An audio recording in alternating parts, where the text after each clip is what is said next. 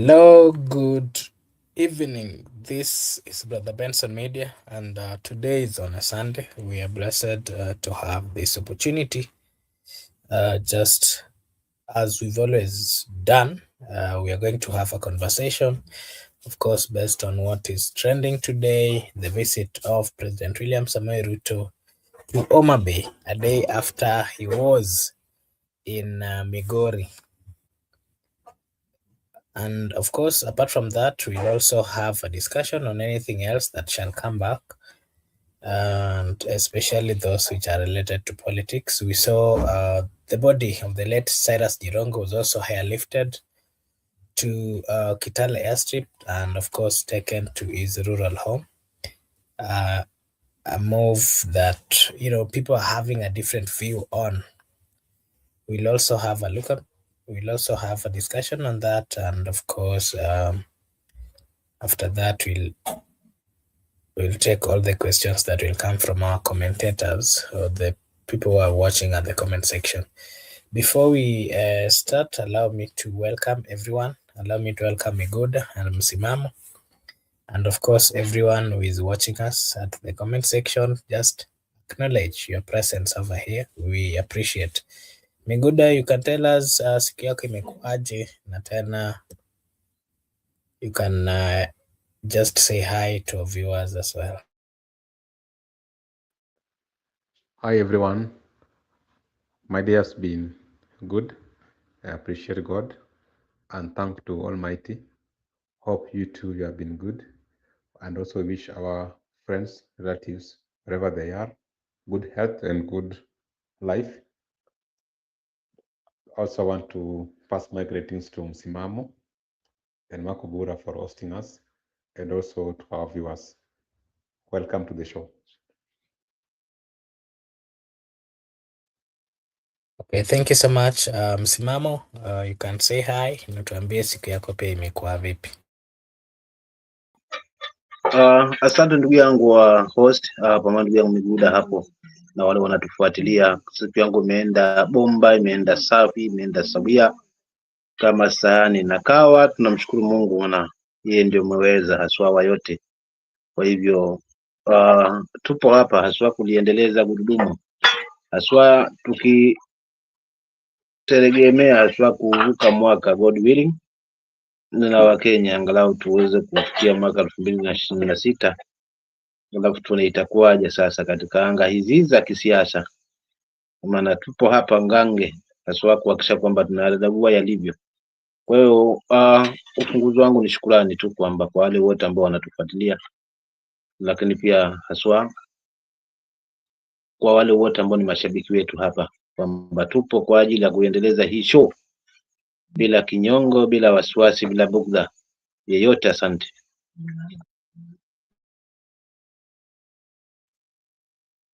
Okay, thank you so much. And if you're watching us via our platforms, whether you're watching from Facebook or whether you're watching from YouTube, kindly let us know so that we can as well acknowledge your presence.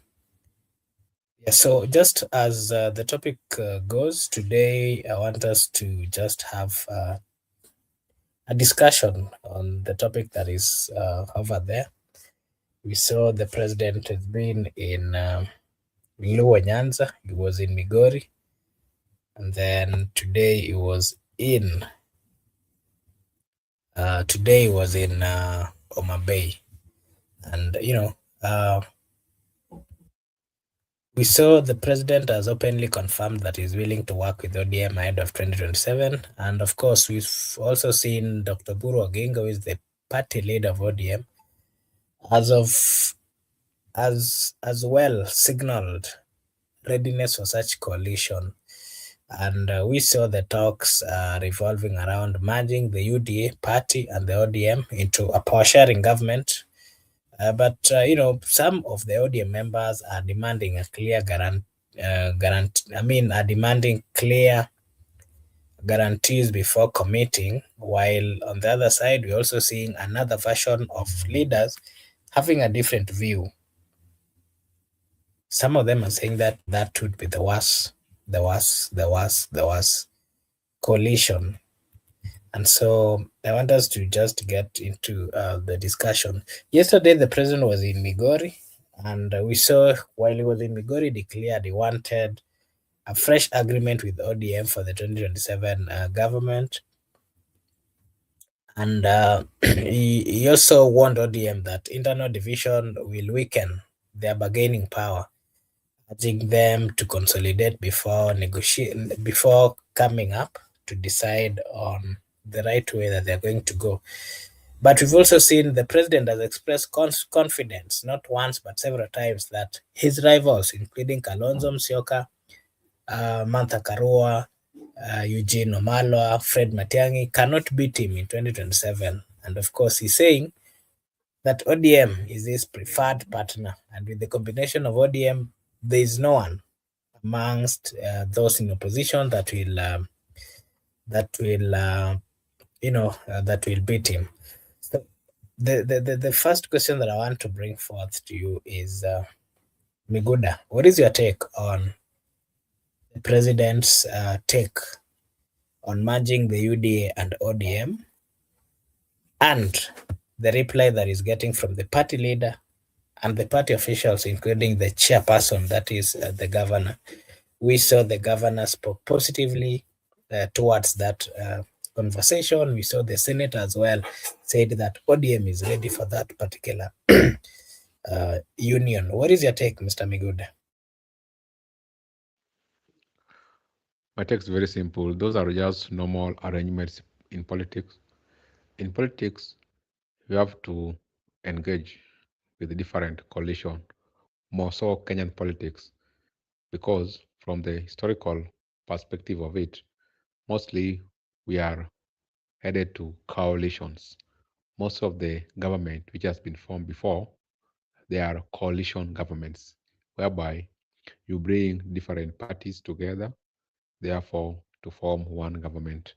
And also, not only coalition, but for you to win, it must be strategic coalitions so that it can catapult you to a victory. What I want to say is that concerning the suggestion being made by the current president towards ODM, it's like he's trying to give ODM an offer because he wants to work with them in the coming election. Because the people who supported him in the previous election, the Mount Kenya people, they are leaders within that region. Kamiguda, sauti yako naipata iko chini sana, nakupata uko chini sana Kamiguda. Naomba kidogo sungulie mic, maana kidogo na kusikia kwa mbali upande wangu. Sasa niko sawa ama bado niko kidogo? Bado niko chini. Am I clear now? Hapo patamu hapo patamu pako sawa kabisa. Sawa. Wacha niendelee sasa. Asante kwa kunikumbusha. Unajua jana pia nilikuwa hivyo, Marco Bura kuniambia. Sasa what I was saying is that the president wants to make a strategic alliance with the ODM people, and there are signs that is likely going to work with the ODM. Like I've said before, in the previous election towards 2022, there were no penetration of William Ruto towards ODM stronghold. But right now, he has been going to ODM stronghold, like the case of Migori. He has been in Migori for uncountable, and even we never knew that today he was going to be in Homa Bay. That's a clear indication that is ready and willing to work with the ODM people in the coming elections. You must prepare your base as early as right now. Remember, during the previous election, it was too much on the central region. He went there for like almost most of his time in the campaigns, but definitely he worked with them. I just want to say these things, you start preparing them early, because politics is about perception. You need people to be aware of their candidate, because you cannot just all of a sudden 2 months for the election, that's when you want to say, okay, now let's support this candidate. I think he's preparing for the second term election, and it's likely going to work with the ODM people. The ODM people might have mixed response, whereby some people have given in, some people are still playing hard to get, and other stories. But the people who are playing hard to get already have exposed their intent to the public that with them, they want the current president to actually put all his cards on the table, because they will not go to the negotiation without putting any cards on the table. That's why you had people like Oburu was saying they need more. And in that offer, which Mr. President is giving to ODM, is also trying to disclose some of its material facts that they need to have a new arrangement. They need to have a new arrangement towards 2027 elections. I think it's more of a structural arrangement whereby, to me, I'm persuaded that they are going to work together, because even the terms of developments are very strategic that will make him to campaign in 2027 that I built so and so, I built so road and so markets.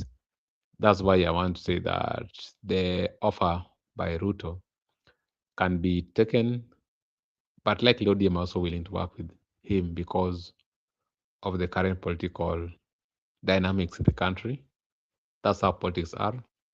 But that doesn't mean that other people cannot have coalitions or other people cannot compete. It is an open competition. Anybody can compete, even if ODM decide to form a coalition or alliance with Ruto. But anyone without coalition or alliance can still compete with a single party. We have not restricted, or the law doesn't restrict that once we have formed coalitions, the other opponent should form coalitions. No, you can even have wiper and go by yourself, provided you have the people. You can as well have the DCP, DAP, PLP, sisi kwa sisi, chama cha kazi. It's an open competition to everyone. But as for the current president, he has shown interest to work with ODM.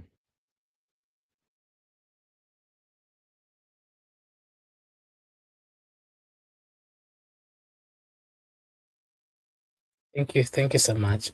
Be good. And coming to you, Msimamo. Kenya's 2027 election may already be decided, because you're seeing President Ruto and Oburu, with the party leader of ODM, are talking about merging the UDA and ODM to form the next government. The question I'm asking you, Msimamo, is this the ultimate coalition, or is this the end of the ODM's legacy? Remember, ODM as a party has always had something that they stand for.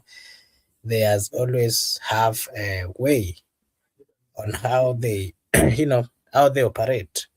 And since they are now getting into this particular deal, what exactly is the legacy of ODM based on what they have always stood for? Do you think they are getting into, their legacy is being fulfilled, or is this the end of that particular legacy? Msimamo.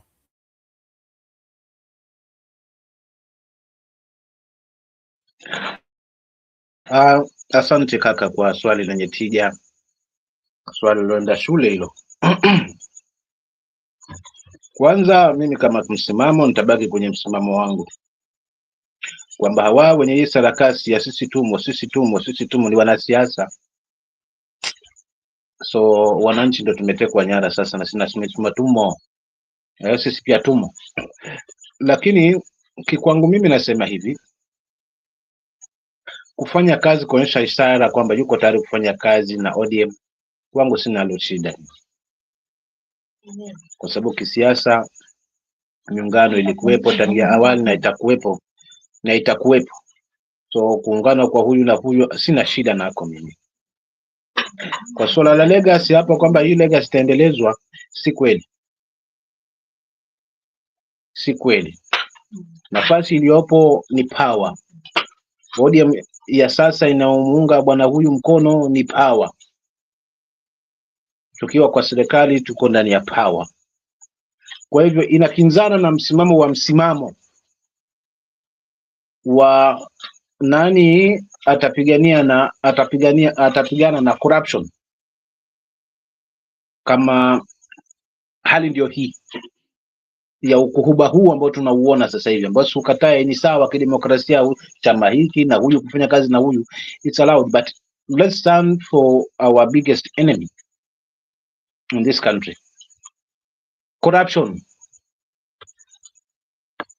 Je, swali ambalo najiuliza haswa mimi kama msimamo, ODM iko kwa hilo ambalo ni tija zaidi kwa mwananchi, ili kunusuru haswa upotevu na uharibifu wa pesa kama ambalo tumeshuhudia leo Narok, 10 million being given to a church, 10 million, na ODM wanaungana hapo ili wakaendeleze safari hiyo ya kuweza kupeana milioni kwa makanisa, ili tuibadilishe dini tuingize katika siasa. Wako tayari na kuna willingness ya kuweza kufanya kazi kwa pamoja, but my question is for the night, for whose benefit?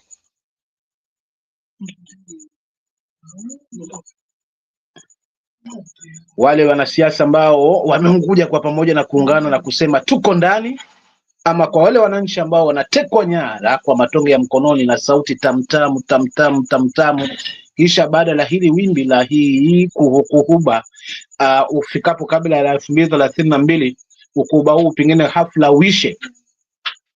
Je, hatima ya wale wananchi ambao wamewaamini viongozi wao itakuwa wapi? Lakini vile vile pia nikimalizia kaka, ni chama katika hii mgawanyiko wa hawa wanasema sisi tunaamini ODM halisi, na hawa wanasema tunataka kuonyesha ubabe kwamba sisi ndio ODM ya kweli, kama ubabe ambao tumeushuhudia jana, leo mara mbili. Leo tumeona Narok, kisha baadaye tukaona kule uwanjani. Jamani, mimi sitaki kuwa mrefu wa maneno, ufunguzi tu, lakini hatima ODM inajionyesha inaelekea wapi katika mgawanyiko huo wa hawa. Sasa hawana nafasi ya kuweza kuzungumza kwa sababu wenye chama tumekaa hapa na tumeamua ni hii, na party leader wetu ndio huyu, na nasema tutabaki hapa, mtake mstate. Katika hii hali ya wewe unauza chama fulana na haribu hapa hii chama, sasa hivi kuna mwenyewe. Sasa tumeingia wapi? Tumeingia katika mdomo wa mamba, na waliotufikisha katika mdomo wa mamba si wengine, ni wale ambao tunawaamini kama viongozi wetu. Kwa hivyo sitaki kuwa mrefu, lakini ODM inaendelea kushuka isipochunga, na siombei hivyo, na kama itabaki ya sehemu fulani tu, ni ODM ya sehemu fulani tu, of which itakuwa sio legacy ambayo mzee ameiacha. Asante.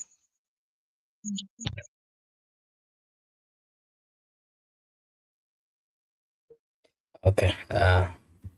Thank you so much.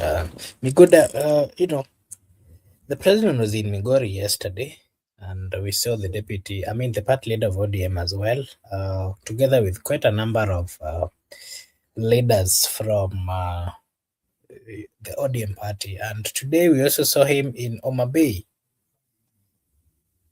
together, of course, with quite a number of leaders. What does this symbolize? Why do you think, yes, the president has found it easy, and he has found it, easy to work with, to continually get to the Luo Nyanza, and specifically the stronghold of Raila Amolo Odinga? What does this move symbolize? And of course, based on the other facts that are also going on in ODM, the internal crisis in ODM, what is your view on this particular move by the president, and what does it symbolize? Miguda. The movement by the president into the ODM stronghold, according to me, he has a freedom to move across the country, because even those areas are part of Kenya. They aren't limited to anyone to move. But because mostly today there were doing their tournaments. And most of the time, you find that he was invited as chief of guest of either. As head of state, he has to move to areas invited by the people or by leaderships, then also ensure that he attend. It is not a crime for him to attend such events, or people might say that's not roles and function. But right now we are on a off. People are on off. People have gone to holidays, including him. So when he has spared his time to engage other Kenyans into their local arrangements like tournament, that is quite much interesting. And the only problem is that they have turned tournament events into political rallies, because after they have issued gifts to the players later, they must start politicking. That's the only challenge I'm having, because they have been doing politics everywhere, including churches. But right now, when people have gathered to show their talents and also celebrate their gift, whatever they're doing at the pitch, the leaders have decided to turn it. They are looking at the people who have come to political rally, and they're addressing the people. They have taken over what was meant to be tournament purely to a political event. Remember, tournaments, even if you watch this, like some of us who are watching Premier League, they are purely for sports entertainment, but they haven't been political rallies. But you understand that these hours after they have attended, now it's like it was a political event, not even tournament. That's why I have a hypothetical. Then when it comes to, we have talked about leaders. Leaders are not serious. More so the ODM leaders who are now finding themselves to work with Ruto. Reason is you will find that tournaments was there, tournaments have been there, but they have been missing in action. Until that time, the chief guest is invited, that's when you will see them around. That is very wrong, because you need to engage the people with or without the presence of the chief guest. I don't know why they want to ride on the presence of the chief guest so that they can appeal to people that they are too close to the chief guest for them to be re-elected. That is a wrong perception. As leaders of this country, we need to always be with the people. Like I saw some leaders at Migori, then they were also the same leaders at Homa Bay. So why? You are just moving across with the chief guest. I think sometimes you should, not that I want to restrict people from movement, but within your jurisdiction, your presence should be felt with the presence of chief guest or not. You don't need to only get entourage to the chief guest, then you appeal to the people that me, I've been with you people, I'm a the resident of this region, but you have not been there. You have been missing action until an event has been organized.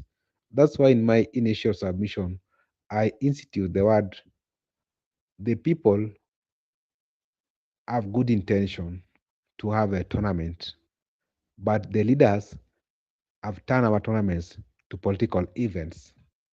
By the end of the day, we don't select the talented ones. We don't appreciate the effort put by the young people. We don't sign players to different clubs. We are busy to listen to the chief guest and also get handouts from politicians. Then we call it a day. I think that's where the problem is. Back to you. Okay. Thank you so much, Miguda, and would like to hear from Msimamo as well. Msimamo, you can also give us your take on what you think this consistency that the president has been having going to the Nyanza region, the stronghold of Raila. What does it symbolize? You will give us your take on that. And then something else that I want you to give your take on is, the Nyanza votes. Do you think the president is gaining the Nyanza votes? Do you think he's getting the legitimacy? Do you think he's neutralizing the opposition? And then something else you can give us your take on is the ODM. The ODM gains. What the survivals after Raila? Is ODM surviving after Raila? Is the government? The government position are they still relevant? Those who are given the position, the members of ODM, are they still relevant into the field of politics, or their their power or their wave has reduced? You can also give us your take on the risk. Is ODM? ODM is accused currently with the moves that they are making. Some people, the likes of Honorable Kalonzo, the likes of Honorable Martha Karua, they're accusing the current ODM members of betraying Raila's legacy. And UDA is also accused of swallowing the opposition. What is your take, Msimamo?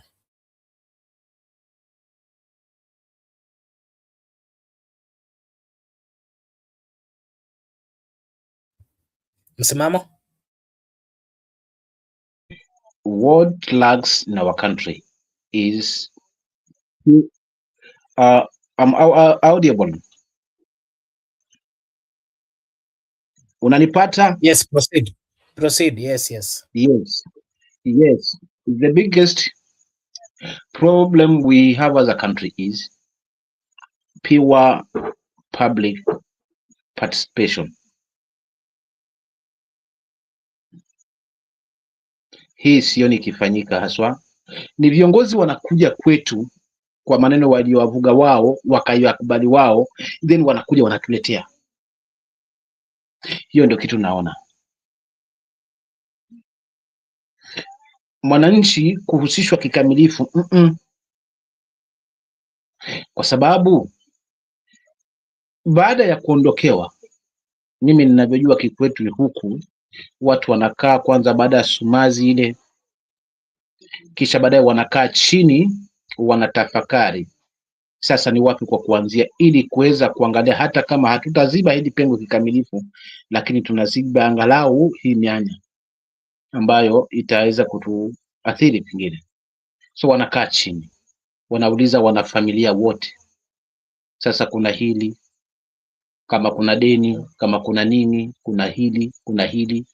Mwisho wa siku ndo wanateua nani ambaye ataweza kushikilia boma kama pengine kwa maondokewa na mzee, then maisha yanaenda, lakini kila mtu amehusishwa pale. Nao ODM kilikuwa ni chama cha Wakenya, si chama cha Waluo kama kinavyokuwa sasa hivi. Kwa hivyo kulikuwa kuna haja kubwa kwanza ya hawa viongozi kuanza kurudi mashinani kama vilivyokuwa wameanza. Wameingia Mombasa, wameingia hapo, tuliona pale mwanzo.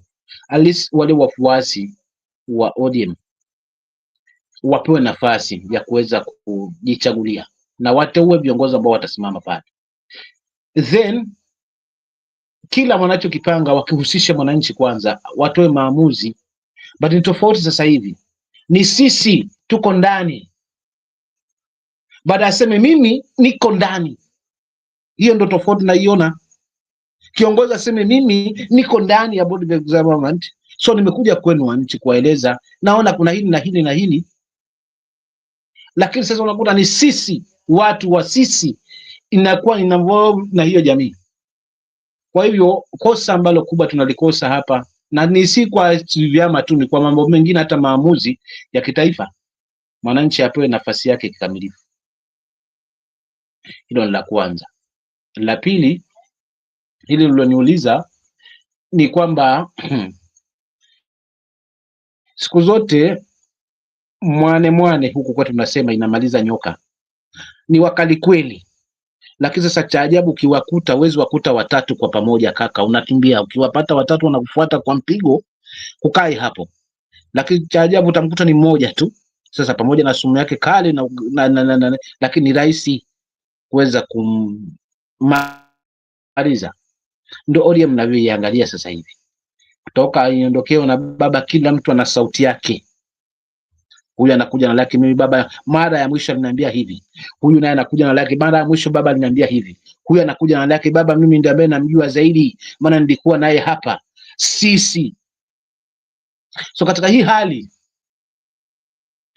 ndivyo itakavyokuwa na kura, wakati wa kura, kwamba Nyanza kuna lazima zitagawika, kwa sababu kuna wale ambao ni wafuasi wanaoamini kwamba serikali hii ama muungano huu wa broad based government ulikuwa na mkataba, hayo mambo yawe implemented, mambo 10, kisha baadaye ndio waangalie la kufanya baadaye.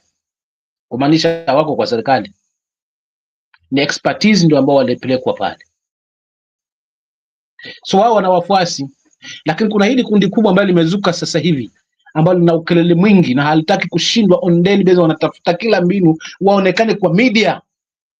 Leo tumeona matukio mmoja kule Narok kulikochangwa milioni 10 kisha na milioni 5 juu za ujenzi. Hizo ni milioni 15 zimemwagwa kwa siku ya leo, pesa ya Mkenya. Na hapo tukaambiwa SHA inafanya kazi. Narok watu 1300 wamejiandikisha tayari, wanadipiwa for free, of which a total lie machoni, na viongozi wana implement hilo. Sisi tunajengewa kiwanja na huduma. Maana ashibe mwananchi ndo akapate kucheza kwenye kiwanja, au unamjengea kiwanja na yuko tele njaa, ukichajua watoto wataingia wapi, ajua atafundisha watoto namna gani, hali ya ngumu ya maisha, kuishika shilingi inakuwa ngumu. Umemsaidia wapi hata ukimjengea nyumba za bei nafuu? So kuna vitu vingine hawa viongozi ambao wanasema sisi tuko hapa ni kwa sababu wanataka hiyo power isiwaondokee. Watuambie ukweli kwamba jamani, tuongeni mkono, kwa sababu msipotushika mkono sisi tunaporomoka mazima. Baba ameshatuacha, so ni bora angalau tupate mahali ambapo tutakuwa tunajishikilia. Kwa hivyo hapa kwa huyu na huyu jamaa naye anataka vivyo hivyo, angalau aseme nilipata uungwaji wa kutosha ngome ya baba ambayo ni ya Nyanza. Kwa hivyo kura zangu nilizipata kutoka Nyanza. Ndivyo tulivyomuona alivyoingia mlima wakati ule, na ndivyo goya ambao anaileta wapi? Nyanza. Lakini katika chama hajaanza ODM pia kutaka kukimeza. Jubilee tulishuhudia ya kina Sabina Chege na wenzake na yule Secretary General wao na Jubilee yake, na kikao chama kimetaka kuishia kabisa kwenye mdomo wa mamba. The same thing applies sasa hivi na ODM. In totality ODM imeshaingia mazima, kwa sababu wengi wanasema tuko kwa broad based government. So hii ni kwa kuunganisha mtu ambaye atakuja kusema mimi nilipata uungwaji mkono kutoka stronghold ya baba, lakini kwa hesabu ya kweli 24% out of 75% ya kura ambazo zilipigwa za ODM, 24% imetoka Nyanza. But if we do divide it by 2, itakuwa ni 12%. So hii 12% ndio itakuwa sasa itaongezewa ionekane kwamba the whole Nyanza amebeba. Mwisho wa siku katika hivi vitimbi itakaye baki hapa kuumia ni mimi na Yoma, ndio ambao ndio nyasi. Na fahari wawili wanapopigana, hawa wanaozozana, zinazoumia ni nyasi. So hawa wanavuta huku, hawa wanavuta huku, atakayeumia mwisho wa siku ni mwananchi. So langu mimi la kuzungumza hapa ili nipate kutimka na nipeane nafasi kwa mwingine. Je, tunajitambua kama wananchi kikatiba? How do we rate our leaders? Kwa maneno matamu na kutusingizia sasa hivi this time round tuko ndani ya serikali, kana kwamba mwananchi yote yuko ndani ya serikali, kwa goodies ambazo atazipata kwa serikali hata mwananchi atazipata vivyo hivyo. Lakini uongo, ulinzi utakuwa na yeye, marupurupu na mikutano ya hapa na pale itakuwa na yeye, mwananchi utabakia pale pale kutoa ushuru sawa sawa na wale mwingine tu. So lazima tujitambue kwanza kikatiba, sisi tunaelekea wapi. Tutagawiwa kwa kelele hizi za wanasiasa, kisha wagombane sasa hivi na mwisho msiku warudiane mchana. Nani waliamini ODM mtafanya kazi na nobody? No, hakuna, kwa sababu ndio wa kwanza kuipinga. Tukikumbuka maandamano ya kwanza ambayo hayati mzee yake ilikoswa, ilimiminiwa marisasi, ni kwa ajili gani? Tulikuwa tunapinga haya ambayo tunazungumza leo. Wale wapingaji ndio wao wanaoisifu sasa hivi kwa kutuambia kwamba sasa hivi maendeleo yapo tele, tuko na holding tuko na nyumba za bei nafuu zinajengwa na viwanja na kadhalika, kumaanisha kwamba wanasiasa ni wale wale. Lakini hatima yetu kama wananchi iko wapi? Tunajitambua kikatiba? Pindi tutajitambua, basi tutakuwa na maswali nyeti kwa hao ambao wanazungumza. Let's ask them questions, tuwaulize maswali.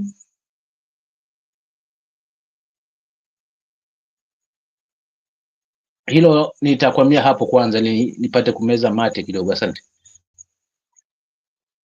Okay, asante sana. Allow me to also welcome our good friend Brother Joseph, karibu sana na utuambie siku yako imekuaje. Allow me to as well acknowledge the presence of Laban.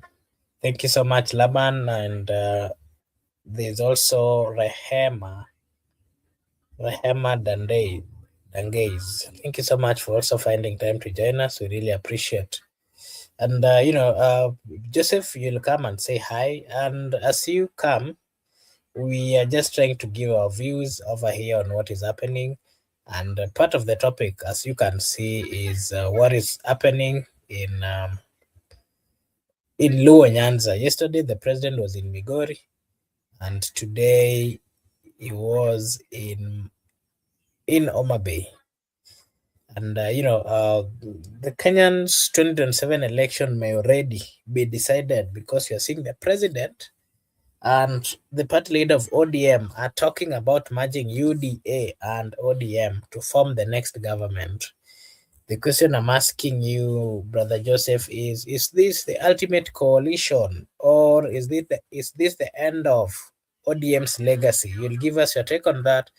And then I want you to also give us your take on if you followed or if you saw what was happening in Migori yesterday. We saw the president and, of course, Oburu Odinga and quite a number of ODM leaders. They were all talking or signaling their readiness for the coalition. And the question I'm asking you is these consistent trips that the president is making again to Luo Nyanza, where the places which are perceived to be the stronghold of Raila, what does this symbolize? And you can also combine it with, do you think Ruto is gaining the Nyanza votes? Do you think he's getting the legitimacy from the people? Do you think he's neutralizing the opposition?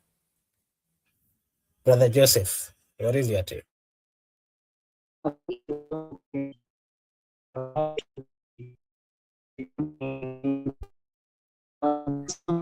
Hey, today you're not clear. I don't know whether it's on my side or your side. Joseph, hatukusikii.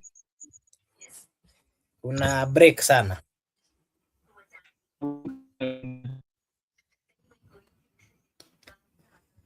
As we wait for Joseph to fix his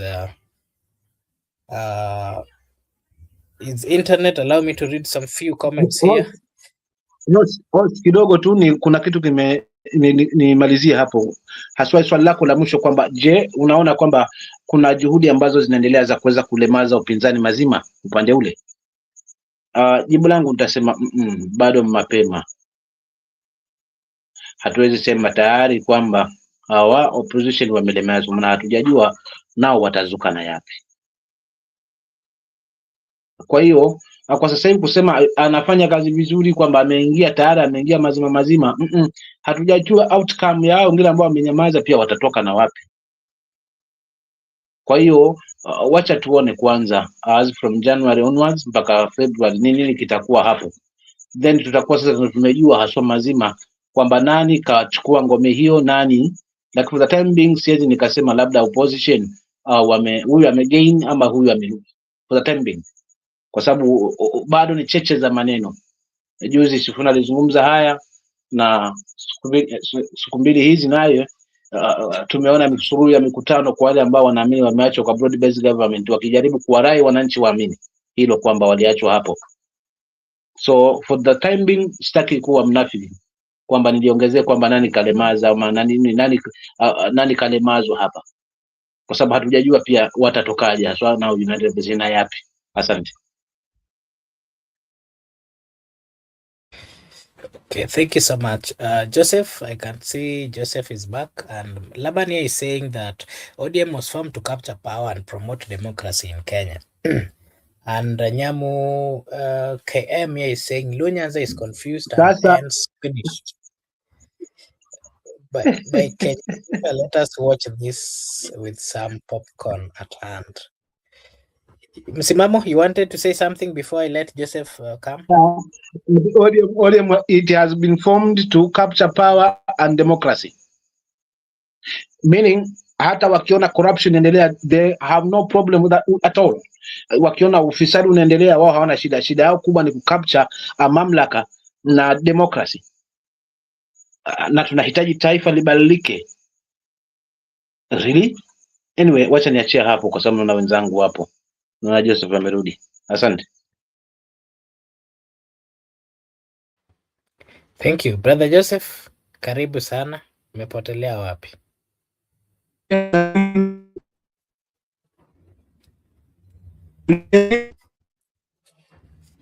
Joseph, leo sijui ni internet imekukataa kabisa, sijui ni nini, hatukusikizi. Tunasikia tu some serious internet problems. Maybe Miguda, we'll just proceed. If Joseph comes, he'll give us his take. Miguda, Junet Mohammed is, of course, demanding a bigger share in a bigger government share, and we're also seeing him increasingly or continuing with those kind of demands, as he, of course, is signaling the fact that they are planning, that they are going to work, him and those who believe in the broad-based, that they are going to work with the president. The other day we saw the chairperson of ODM, who is also the governor, was also having the same stance. Miguda was also having, we saw the chairperson for ODM was also having the same stance of course requesting for bigger government share. On the other hand, we are seeing Sifuna Orengo resisting and warning against ODM being absorbed, and they're giving reasons that ODM will die and that it will be controlled and that they'll not be able to make decisions which are going to assist the people. And as well, the likes of Orengo, Honorable Orengo and Sifuna also warning that they're going to lose, ODM will lose what it stands for and the legacy and the whole reason why it has always existed. These are some of Can you hear me now? Yes, Joseph, I can hear you now. Proceed. You can hear me. You can I proceed. think the link had an issue. The one which was in WhatsApp maybe had an issue. That's why I said Okay. you put a link here. Okay, Sorry yeah, for you the can proceed breaking. and then Miguda will come. I want to greet everybody, Miguda, Msimamo, and you, Brother Mark, and for the people who are in the comment section, Nyamu and Laban. And I want to start it off by saying that Miguda now need to accept that ODM is gone and gone forever. Hakuna mambo sasa ya kuja upingamizi hapa.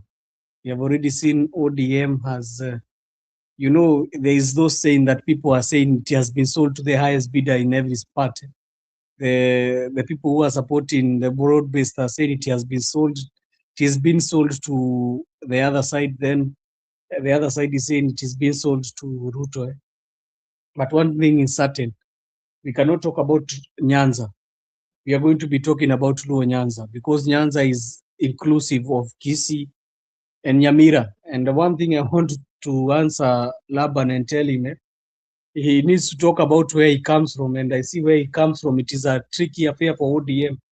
I don't see even them clinching the governor seat. It is a very hard affair for them in Kisii region.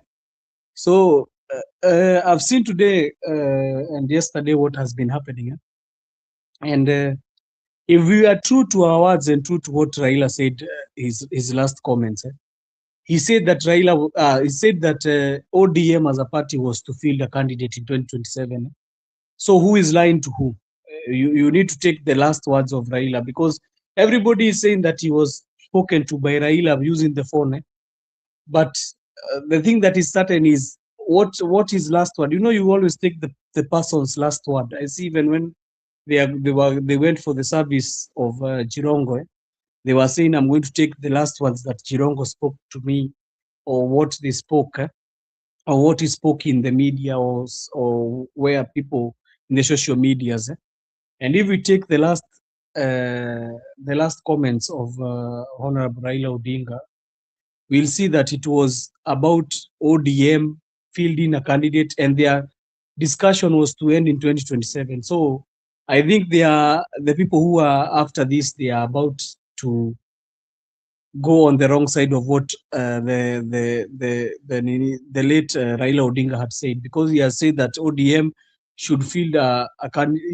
It's very funny that Laban is coming here to tell us that ODM was formed to clinch power, and to and promote democracy. But the problem is it going to take power? Is ODM taking power, or ODM is being swallowed by UDA? Because it is very evident ODM will be swallowed by UDA very soon. That is what is happening. Then another thing, he's talking about democracy. Where is the democracy? Because I don't see the democracy even in the terms of the voice in ODM. They want to force something down the throats of others. You can hear other people, they are even now being sidelined. And we have seen this very evidently with the likes of Akina Otsotsi, who is a deputy party leader. You can see very, very clearly that the likes of Akina Orengo, they have been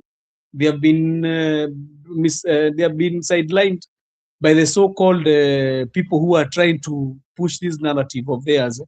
Because if some of them, they are trying to hide the skulls, the skulls in their closet. Some people like Gladys Wanga, she's trying to hide the skulls in the closet, that she has been doing nothing in Homa Bay.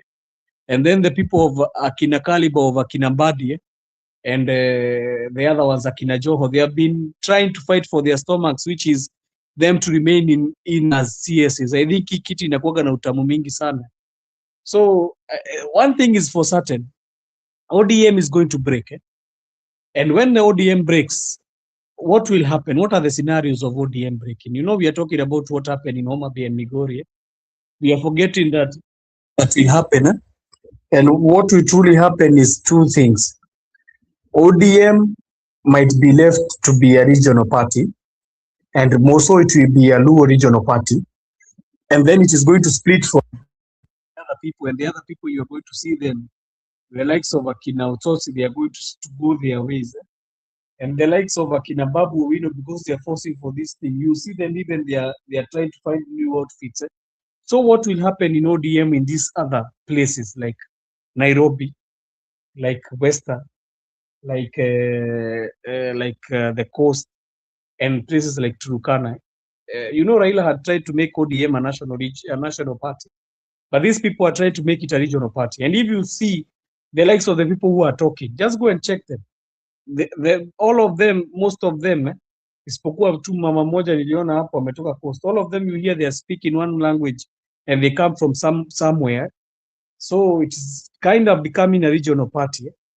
And that one is the problem, because they are killing ODM the way they want it. And it's good, because they are going to sell ODM to Ruto. But now the problem is, will Ruto clinch with will he go with all ODM, or will he go with a part of ODM, which is a regional based? Because I see a scenario where we are going to be having two ODMs. We might have ODM Asil and another ODM. And I'm telling you, these are things that are likely to happen in the coming near days, because it's very evident these guys are not in the same book. Nobody is in the same book in this agreement. People don't. If you heard what Sifuna today was talking about, he's done. I think he's done. And I know the next steps that they are going to do is ODM is going to force him to leave the people who have the power there, they are going to force him to leave. Now the problem is, do the family of Raila, Akinawini and Ida, in support of this? That is the question.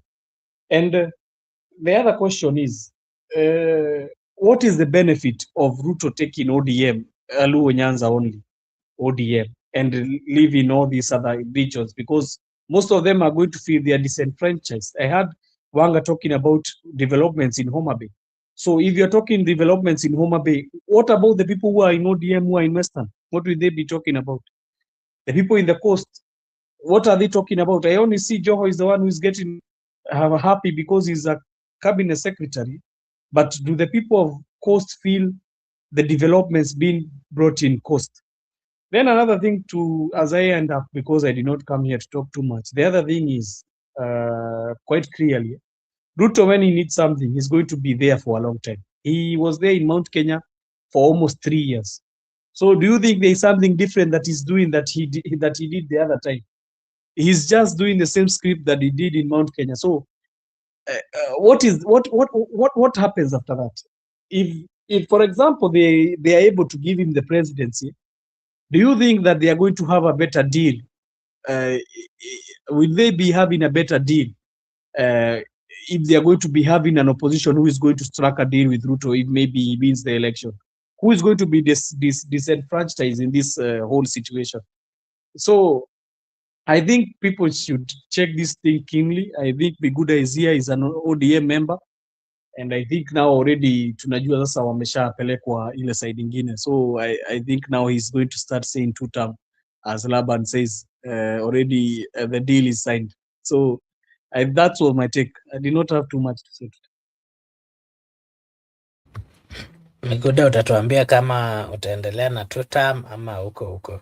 Miguda, maybe as you come to give us your version, you can also tell us about the demands that Junet Mohammed is making, that they're demanding for bigger government share.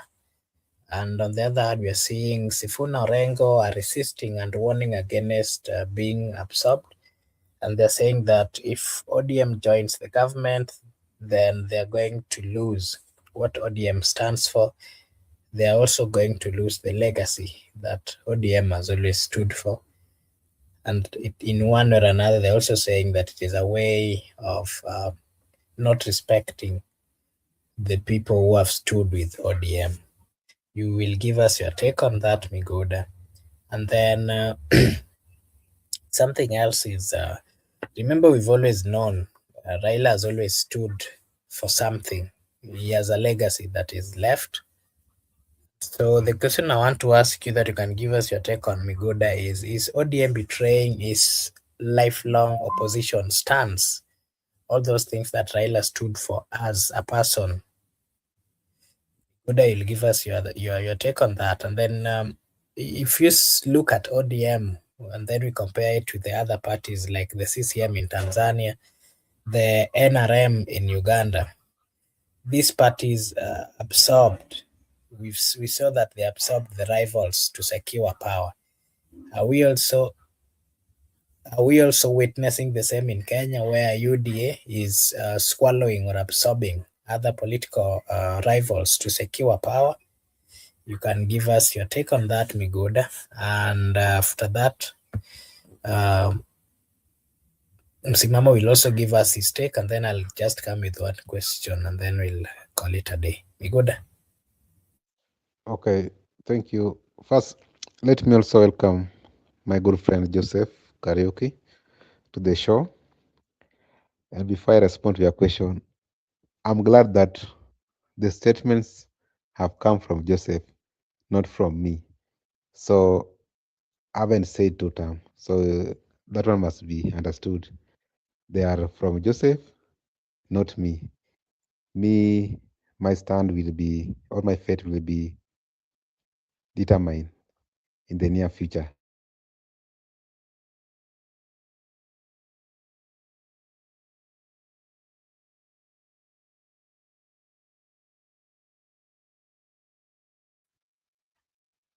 Yes, Migoda.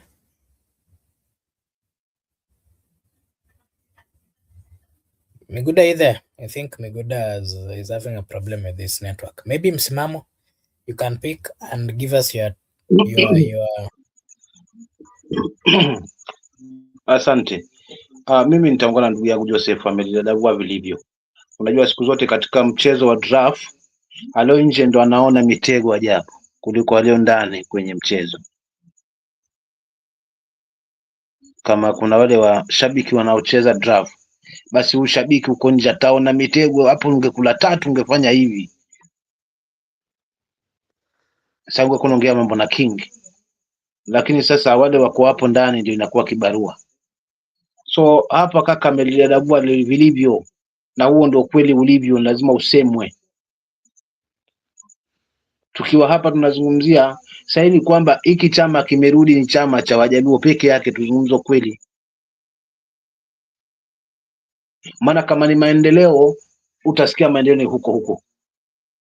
Alikuja hapa akatufanyia stadium, anaonekana mara kwa mara. Juzi alikuwa Matanga fulani, juzi akawa hapa, jana akawa hapa. Kwa hivyo huyu ni mwenzetu, yani ni kujaribu tena kuibwa akili za nyie sisi wananchi, especially wale wa Nyanza, wajione wako safe side, lakini wanasahau kwamba mwenzako akinyolewa chako tia maji. Ndio maana juzi ngazungumza hapa, wengine watatumika kama tishu tu, lakini wengine ni vile kwamba wanashaondokewa. Nimeliweka wazi hapo awali na kakaangu amelizungumza tena hapa kwamba mti mkubwa ukiondoka basi ama ukianguka basi ndege huyumba. Sasa katika hali ya kuyumba, wengine watafuta vivuli wameanguka mazima. Kwa hawa wachache ambao wako kwa nyadhifa ndio wamekuja na hii mbinu yote, na wengine hapo ni wameahidiwa promises za maana na za nguvu katika serikali ijayo, wewe utakuwa hapa, wewe utakuwa hapa. So katika hali hiyo peke yake mimi kama msimamo sifungamani nayo, maana serikali ya kupiana huyu fulani kafanya hivi hivi, hiyo hainifaidi. Kwa hivyo hata nikipewa waziri, nikipewa kiongozi, si kwamba hata nimepewa nini, ni ile kwamba alisaidia kusekiwa mtu abaki katika mamlaka, ndio maana kazawadiwa. Kwa hivyo itakuwa ni uongo kunihurumia, kwa sababu already mwenye amemzawadi atamsikiza kuliko ni mimi mwananchi. Kwa hivyo kila atakifanya pale lazima ataanza kuuliza, je, hapa jamani na uwezo wa kufanya? Kukionekana kuna njia za kuleta kura mahala ma kitu cha maana, kuna kitu katakuja, unapo hapo sasa, hapo kaza kamba kidogo, kwa sababu unaona kuna benefit. Hatuwezi enda katika taifa hilo. So hapa nimezungumza kwamba anayefungwa kamba ni mwananchi wa Nyanza. Sasa special si Nyanza yote. Kaka amenikosoa hapa kidogo na nashukuru kwamba alikuwa nimeita Nyanza, lakini luo Nyanza. Kazi kwenu, kwa sababu hawa waliofungamana wote kama kumbi wote wanaongea lugha moja. Tofauti ni hawa wawili tu, lakini tunawajua pia wao kwamba ni watu wa mdomo tu, lakini wako kwa maslahi yao. Lakini vile vile pia si wapoani wote kwamba wameafikiana na hili, maana hawa kwanza tunaita ni kasa, na tuna sisi Mijikenda ambao ni Kobe, tumefanana kikweli kweli, kitabia, kila nini, kiumbo. Lakini sasa tatizo, kuna yule anaishi kwenye maji na yule anaishi nchi kavu. Kwa hivyo Kobe ni wa nchi kavu na yule ni wa kwenye maji. So uamuzi wake yeye ama uamuzi wa watu wawili haujabeba wapwani wote. So hizo mdanganya ukasema ODM imefeel pwani, maana umekaa umerelax, tupo ground na tunajua ground inasema nini. So for real, huu mchezo huu wacha tuone utatokea wapi, lakini kama ni ODM ndio imekufa mazima. Na kuna siku nitangulia nilizungumza hapa kwamba mwanamke mpumbavu huivunja ndoa yake kwa mikono yake mwenyewe. So kaeni macho wananchi wenzangu, kama mimi msimamo, sina cheo, sina nini, sigombei hili kwa sababu natafuta kiki. Natafuta uongozi ambao utakuwa na tija na viongozi ambao wanamaanisha na wanalitakia mema hili taifa, kwa kuweza kuziba ile mianya ambayo inatupeleka hapa sasa: corruption, security, tribalism, So nikija hapa nikisema nimejiunga na mama, nisitaki kuulizwa hayo maswali mengi, mbona chama chenu hakijulikana? Kisijulikane, lakini safari hii madamu msimamo yupo, kitajulikana. Na kama kuna mwingine mwenye nia swafi na mimi, kitajulikana, kwa sababu tumemwangalia kiongozi wake pale juu katika hayo mambo ambayo nimeyataja hapo juu. Nani atatuzibia mwanya wa corruption security?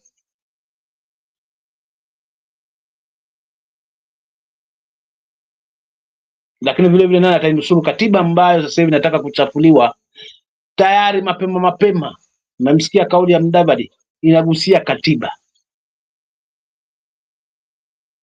na si kwamba inafanywa hiyo katiba kwa ajili yetu, but itatumiwa hivyo hivyo vifungu kuvifundishwa kuona kwamba imefuatwa, lakini mwisho wa siku nani beneficiary wa hilo ambalo linapitishwa hapo kikamilifu? Utakuta ni wale wale wenye tumbo zisizoshiba. So wapiganapo fahali wawili, nyasi ndio umia.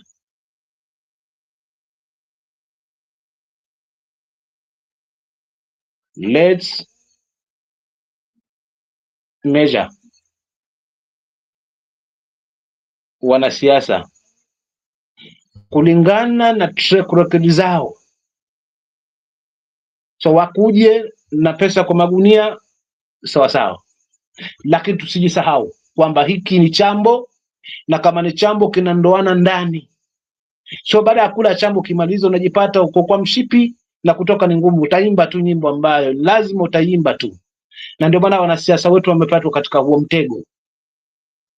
Sasa hivi hao wengi kelele zote ni chambo, walishakula chambo, wamebaki kwa ndoana, kwa kujitetea ni kwetu wananchi. Sasa hivi hatima ya hili taifa, mimi nazungumza kama msimamo on daily basis kwamba liko katika mikono yetu.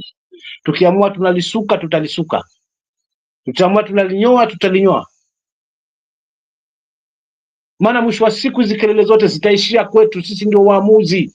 Lakini je, ni nini kinatuacha hatulifikii haya malengo? Ni kwa sababu tumegawanywa kama mithili ya nyoka, yule na yake kagrupu waka na kabila hii nayo na kiongozi wao na yao, na mara namekuja na katonge kamkononi na ahadi kocho koje, unaoziwa matumaini. Mwisho wa siku jamaa wanakaa meza sasa, wanaangalia nani bingwa wa kisiasa, nani mwenye akili na nani ambaye hana akili. Lakini akili hizo zote mao wanapigana nazo hazimfai mwananchi, ni za ubabe tu wa kisiasa ambao hamsaidii mwananchi hata siku moja. Maana kuna msimamo, tuko tayari kiuza hiki chama, kinasemekana hakiingiliki bila pesa, kitakuwa na wajumbe, kwa sababu tunaamini kiongozi hanunuliki wala hashawishiki. Wala nikimpa mbunge wangu sitampata ameruka kwenye minority ama kwenye majority, amerudi kwa minority kwa manufaa ya mtu fulani, si manufaa yangu. Nikimpa MCAs wa kutosha, najua sauti yangu kwenye bunge la county lipo, na hao hawatayumba kwa sababu wana kiongozi thabiti. Mtinga Plus na Wiper, wajumbe wote wa Wiper wako mpaka leo. Wangapi wameasi vyama, wametoka hapa wameingia hapa, walichaguliwa na hii, wameenda wameacha hiki, wameingia huku. Jamani, mimi nitafungia hapo kwa leo, kwamba kwangu ni kuombea ndugu zangu wa Nyanza. Safari ya haya mageuzi ndiye kwanza mlikuwa mnaongoza, mnakaribia Kanani, lakini Kanani hapa sasa kuna njia mbili. Kuna nyembamba inayoelekea uzimani, lakini kuna barabara nyeupe iliyojaa. Sasa hii inaelekea wapi? Mtanipa jibu. Asante, na ndo nimewaaga kwa leo. Thank you Miguda. Hatukuwa tunakusikiza, ulipotea. Sijui kama network yako iko sawa. Yeah, I'm back. My network is now stable. What I want to say, or what I was saying, is that first, I'm glad that it has come from my good friend Joseph about term. It doesn't come from me. I'll make a decision when the right time comes. For now, I am where I am. And then another thing, they have talked about Nyanza, not Luo Nyanza. They have only mentioned Kisii and Nyamira. Kisii and Nyamira is just one region. There's mass divided into counties, but there are Kisis. So we have the Luo Nyanza, the Kisis Nyanza, and also remember we have the Kuria Nyanza. The Kuria are also part of Nyanza. So do not discriminate them. So Nyanza is not only for the Luo people. It belongs to the Kisis, to the Kurias, and even we have the Luyas in Nyanza. And right now we have the Orias, the Somalis. The Somalis are there more so in South Nyanza. And not only Somali, the minority are now the Asians, Wahindi. That's why if you go to Kisumu, you'll find Milimani Estate. Most of them are the Wahindis. And even in Kisumu, we have the Muhindi, who is an MP. And even in Suna East constituency, we have a Somali, Junet Mohammed, who is an MP. And in Kisis, we have Kisis MPs. We have lawyers MCS, we have Kurias MPs, all from Nyanza. So Nyanza is very diverse. It does not only belong to Luo. So I've just added you some notes. Don't focus on Kisi alone. Also recognize the Kurias, recognize the Asians Wahindi, recognize the Orias and lawyers. That is a composition of Nyanza. And very soon, Kikuyus are also merging. If you go to Sirare, there are Kikuyus, and even we use most of the Kikuyus means of transportation. The matatus, the Kisii Sirare route, those matatus belong to the Kikuyus, and the shoes people are wearing there, and the clothes, it's Kikuyus who have the shop, and even the watches, belts, the Kikuyus are the one who are supplying at a wholesale price, so people are purchasing from them. So it is all inclusive. Don't reduce it to Luo and Kisis alone. There are many people in Nyanza. I just want to respond to the issue of ODM being swallowed. Whether ODM is being swallowed or not, that is not my interest. What I want to put far right is that there is how people mistake the Luo, because the debate has been narrowed to Luo. When William Ruto decided to work with Oburu and the leadership of the ODM, who told you that all Luos are now going to vote for William Ruto? That's a mistaken. And who said that once you buy ODM, you have purchased all Luos?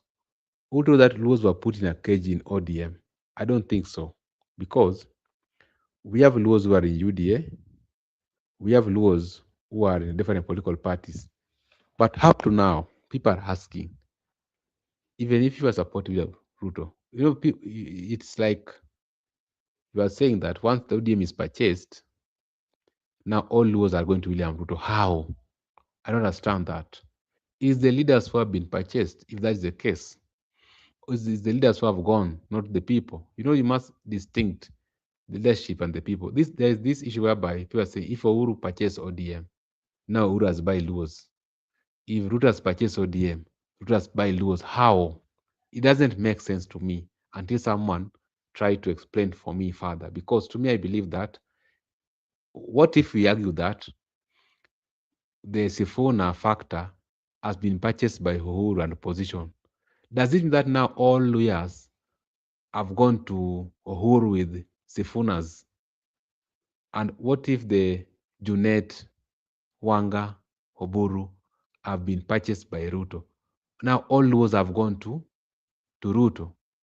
It doesn't make sense at all, because I don't think you can buy people. And also whereby you are saying now it is Luos who are going to justify Ruto's presidency, or the people who are going to defend Ruto's presidency. That's not the case, because let us narrow debate. Let's narrow it now down. Look at the population of the Luos in terms of the voter register. They're not even 2 million. Raila got only 1.2 million, their kingpin by that time. And that one was not only Luos, because I've told you about the issue of Nyanza. Even in that Kisumu, we have Wahindis who voted for Raila. Even in Suna East, we have the Orias who voted for Raila. Even in Kuria. So all those includes 1.2 million. Several thousand Luos never voted. Right now, let us say it is 1.2 million. William Ruto. If William Ruto can get 600,000 votes from Luos, so you want to tell me that it is Luos who have made Ruto president? That is wrong, very wrong. According to me, my own research and my own analysis, Luos are not going to turn out to vote in large number. There's going to be voter apathy. So if William Ruto succeed to get 400,000 or 600, or expect 1 million, then do not crucify Luos that they have made William Ruto the president, because that 400,000 votes does not make him the president. They never voted for him, but he was declared. There's a region who voted for William Ruto overwhelmed. So if you want to make it look like it is the Luo Nyanza who are going to decide Ruto's presidency, then you are out of context in your analysis. Luos have never made president. Luos have always voted for Raila from 2007, 13, 17, 22. Raila has never been declared. So Luos don't make somebody president. So me, I'll not buy that idea that if ODM goes to support William Ruto, now it is Luos who have made him, who have given him a second term. That is very wrong. Because these Luos have voted for Raila overwhelmed. Raila has never been declared.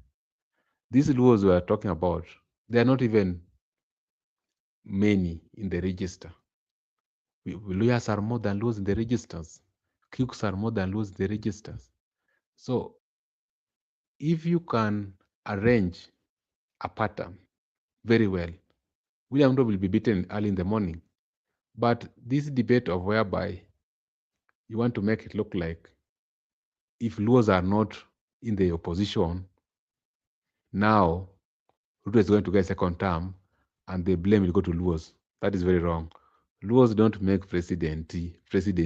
It is there in the history, it is there in the record where they have been voting, they have been going to the opposition. So I don't see this unique thing that if they vote for Ruto today, Ruto is going to be the second term president. That is that, and also the issue of the people. When you want to talk about the patches of ODM and the party, you should distinct, because you might say, okay, Luos have gone to Ruto, but there are some Luos who have not committed.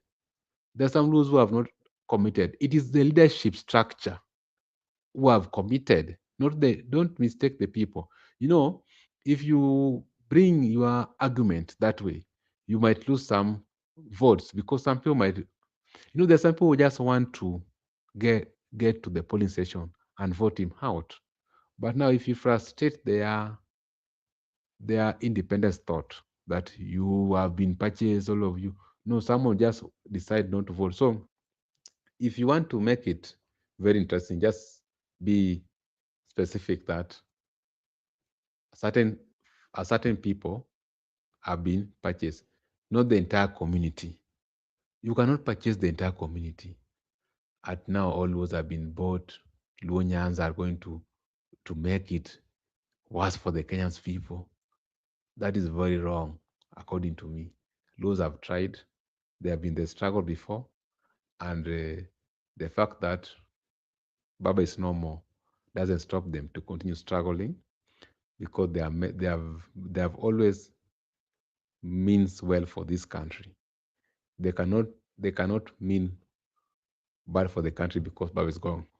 Number two, you have talked about betrayal, that right now the people are going to betray Baba in his absence. That's another fallacy. That's also wrong. When Baba was alive, people said that Baba betrayed the Gen Z movement. So Baba can betray people, but people cannot betray him. You get. Politics, betrayal is always there, constant, and interest. But I don't think that the people, I want to focus on the people, not the leaders. Leaders might betray Baba in his absence, because leaders, you serve your own interest. But as a person, me, I know the values. Me, I know the identity, where we were mentored, where the recruit school we went, we were told how to do politics.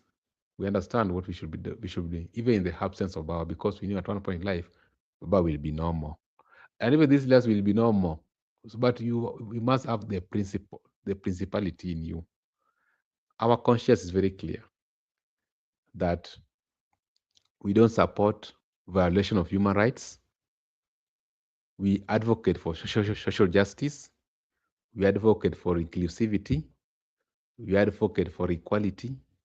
We advocate for equity. We advocate for good governance. We advocate for public participation. We advocate for fair representation. Those values will not die. So whether come what may, that's where the conscience of the community is.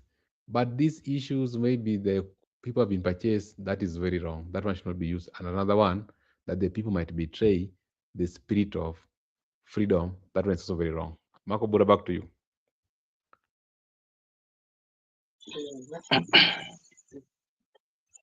Okay, thank you. Thank you so much, Miguda, for as well giving us your take. And allow me to also welcome Eric. Thank you so much, Eric, for finding time to join us. And yeah, I think let me give Eric a chance to also give us his take. And Eric, I want to ask you specific questions, and kindly answer the questions that you've been asked. Most of the time, sometimes you do go overboard. And remember, we are quite many here now. We are quite many currently, so kindly do not take long. Before you come in, Msimamo had a question that he wanted to ask. So Msimamo, you can ask the question before I ask Eric to give his take. Naomba niulize, asante kwa nafasi hii. Naomba niulize swali hili ndugu yangu Miguda. Ameweka mengi tu wazi hapo vizuri tu, lakini naomba niulize hivi. Hapa tuko kwa panel, alafu tuchague huyu host kwamba awe yeye ndo mkubwa wetu, yeye ndio spokesperson wetu. So wakati akizungumza, je, wale wanamsikiza watajua msimamo katika hayo mazungumzo alikuwepo kama hajahabarishwa? Si kimtazamo wangu ataona kwamba host ndio ambaye amezungumza hili, kwa hivyo sifa itabaki host, maana hiyo sauti itakuwa ni ya host ndio ambaye ameshikilia kama kiongozi. Ni naweka huo mfano huo ili nijenge hoja yangu hivi. Na kwa nini nasimama hapa kwa Luo Nyanza? Kutokana na jinsi mambo yanavyokwenda na ninavyoyaona. Baba kimtazamo wangu alikuwa anagusa kila mahali, hajasimama kama mtu wa Nyanza, Luo Nyanza. Nao kile tunaona utofauti ni kwamba kwanza mengi mazuri yalipiganiwa na kiongozi wao Raila Odinga, which si yeye tu kimtazamo wangu kwamba yale alikuwa anazungumza kapanga yeye peke yake kwenye kichwa.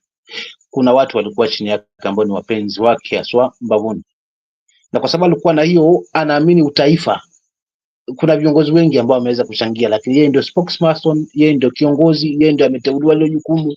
Kwa hivyo atakachokizungumza tutasema ni baba ndio amezungumza, but hatutawaangalia wale ambao wameweza kukaa chini na yeye pia. So kwa zile succession zote ambazo zimepiganiwa, hazijapiganiwa tuna baba kama ambavyo mnaiweka hii narrative kwamba tumepigania mengi. Kumbuka si nyinyi wengi haswa, especially pwani kama sisi, tumechangia mambo mengi, lakini kwa sababu kiongozi yuko pale tunamtwika ile jukumu, yeye ndio azungumze. Kwa kule kijamii kwamba fulani wetu ndio alikuwa ndo anazungumza zaidi, wakati hii safari si yeye tu, kuna wengine pia hapo nyuma. So kwa sababu baba amejenga katika hiyo hali, Miguda, swali langu kwako, kwa jinsi ambavyo viongozi sasa hivi wamejitokeza, haswa wale ambao wako kwa broad based government bila unafiki, wanaiendeleza hii ambao baba alikuwa wanaiendeleza hii legacy kwa sasa hivi. Hivyo tu ndio swali langu, asante. Sawa, ningependa kujibu swali lako hapo. Nimekuelewa vizuri, lakini pia mimi nilikuwa na different interpretation, lakini kulingana na wewe umesema swali lako ni swali nzuri sana tena. Kwa wewe, kwangu mimi naelewa vizuri ya kwamba nguvu ya baba, nguvu ya hayati baba, nguvu yake ilikuwepo kwa wananchi, na wananchi wa Kenya, si Wajaluo peke yake. Juu kama angekuwa kiongozi wa Jaluo ama angekuwa kiongozi wa Jaluo, angefika pale alifika, ama angekuwepo na hiyo ushawishi.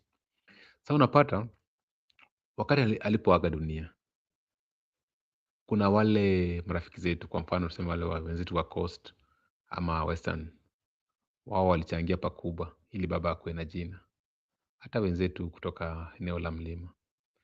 Lakini sasa hivi hao viongozi wamebaki katika chama,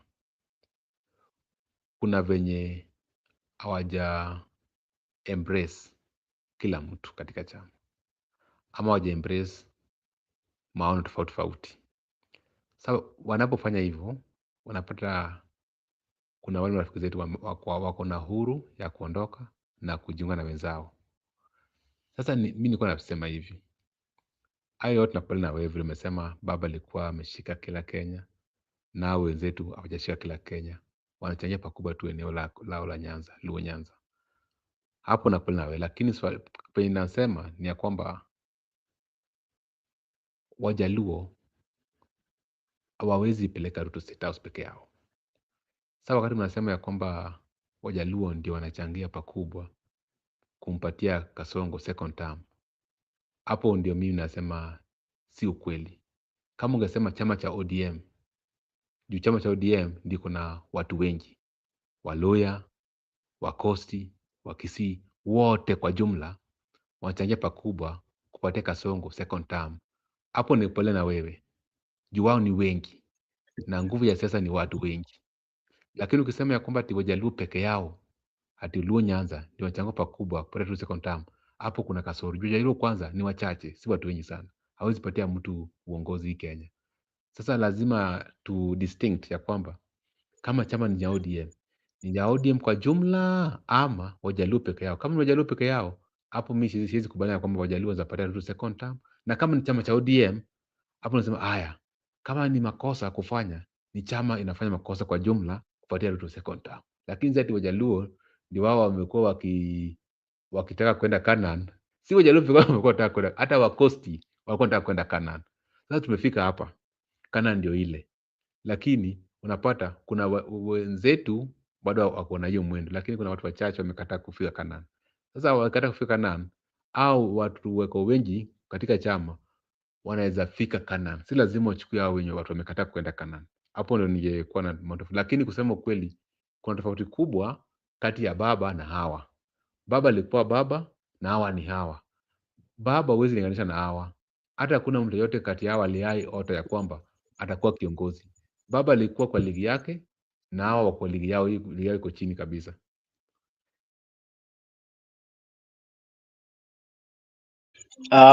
Asante ndugu yangu Miguda, labda kwa swali lako, lakini niseme hivi, kwa nini tunasema kwamba watakuwa wanachangia? Wamesema haitakuwa wamechangia. Kwanza tuelewe hivi, kinachotafutwa hapa ni kiki, si kura. Tukubaliane hilo. Na kwa nini nasema kinachotafutwa hapa ni kiki, kwamba ionekane kwamba ngome fulani hii imeonekana tu, hiyo ndio inayohitajika, si kura. Kwa maana kama ni kura, basi ushindi wa baba ambao ameshinda kwa kishindo kwa mara kadhaa na hakuupata, wewe pia ukiwa ni shahidi na mimi pia nikiwa ni shahidi, maana wote tumelelewa katika hiyo misingi. In fact huwa nawakumbusha, bado nina suti hapa, kaka yangu mwingine dada yangu mwingine anaitwa Bila ninunulia, nikakata kati suti yangu hapa ya blue, nikidhania sasa mambo yamekuwa vizuri, kumaanisha kwamba ni kiki. Hata hiyo mlima, si kwamba labda baba hakupata kura 2022, but ilionyeshwa huo ngome kwamba ikaonekana nayo mlima ndio imechangia pakubwa. The same thing, hii narrative naileta hivyo hivyo kwamba ndio tunakubaliana kwamba walio ni kidogo, lakini siangalii katika kimtazamo wangu, siangalii katika hiyo angle, kwa sababu si kule nayoangalia hapa, ni ule ngome tu unatosha. Kisha mwisho wa siku nitapelekwa mahakamani. Nikifika mahakamani naambiwa kwamba ushahidi hautoshi, kwanza hiyo mmeleta ni hot air, nimeregeshwa pale square one kama wananchi tena. Hiyo ndio hofu yangu, kwa sababu siamini kura kwamba ndio inatupa kiongozi. Hii ni kawaida yetu, ni desturi vile kama hivyo tunaukaribisha mwezi wa Ramadhani. Sasa hivi uko karibu, unajua ukifika ni wakati wa funga. Sawa sawa, tuna uchaguzi kwamba tunaenda tu kwa sababu tunatimiza haki yetu kikatiba kama tunavyoambiwa na tunajua na wanasiasa, but already tunajua ni nini, kwa sababu hatungekuwa na wasiwasi katika chaguzi zetu, tunaishia mahakamani. Ni kumaanisha hapa bado ile kauli ya baba naikumbuka ya vifaranga wa kompyuta haijapata suluhu na hakuna wa kuizungumzia, kwa sababu kila mtu anakimbilia power. Nikiwa kwa power na sisi jamii tukiwa kwa power, we are safe, kwa sababu kila mtu anakimbilia hapo na hakuna mtu ambaye akimbizi na tumbo lake hapo. So nani mkombozi wa mwananchi? Kwa hivyo nakuwekea katika hiyo angle kwamba itaonekana ungome kwamba jamii hii ndio imecontribute, kwa sababu viongozi wao wamefungamana pale. Najua wananchi wanayao, watachagua vingine. Sina shaka kabisa kwamba wananchi ni wamekuerevuka na wanajua ni nini wanakihitaji, so watafanya ile haki. But tunakubaliana kwamba haki tutaipata kikamilifu kama 2027 ikiwa baba mwenyewe haswa pamoja na ujanja wake, tena mwisho wa siku tulikubali, tuli accept na we can move on because a country is bigger than individual, na tumebaki katika hiyo misingi mpaka wa leo. Kwa kakangu Miguda, mimi nitaka kulieka katika hiyo angle kwamba lawama itakuja katika hiyo hali sawa sana vile ambavyo sasa hivi tunalaumu mlima kwamba hiyo ndio ilichangia pakubwa, lakini I do believe kwamba pia baba alipata kura zake mlima. Asante. Thank you so much, Msimamo. And I want to give Eric a chance to give us your take, and then I'll come back to you, Joseph.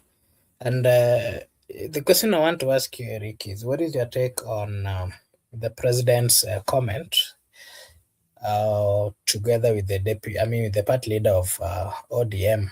They are planning and that they want to embrace the unity of purpose, according to their statement, that going forward they want to be working together and possibly form a government that is going to be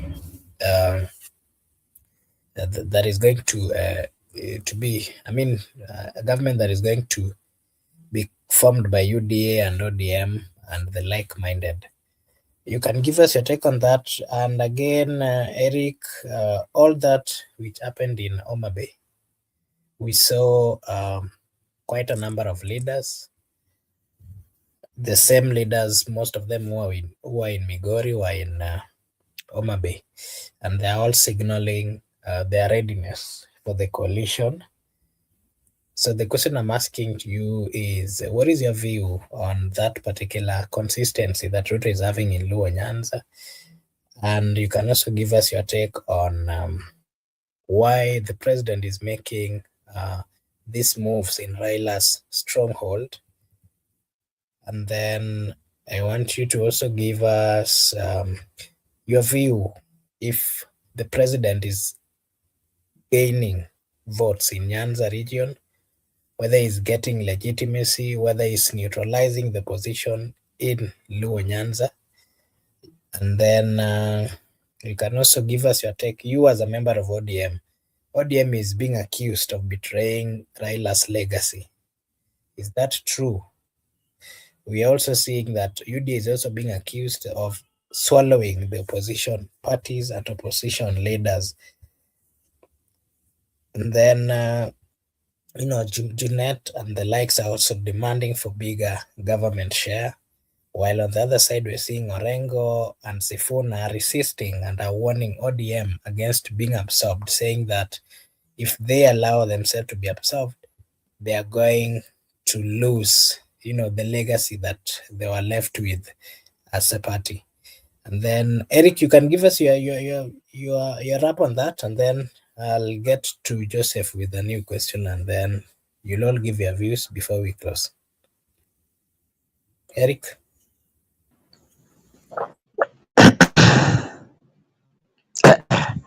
Yes, nimewasalimu katika jina la Yesu Kristo.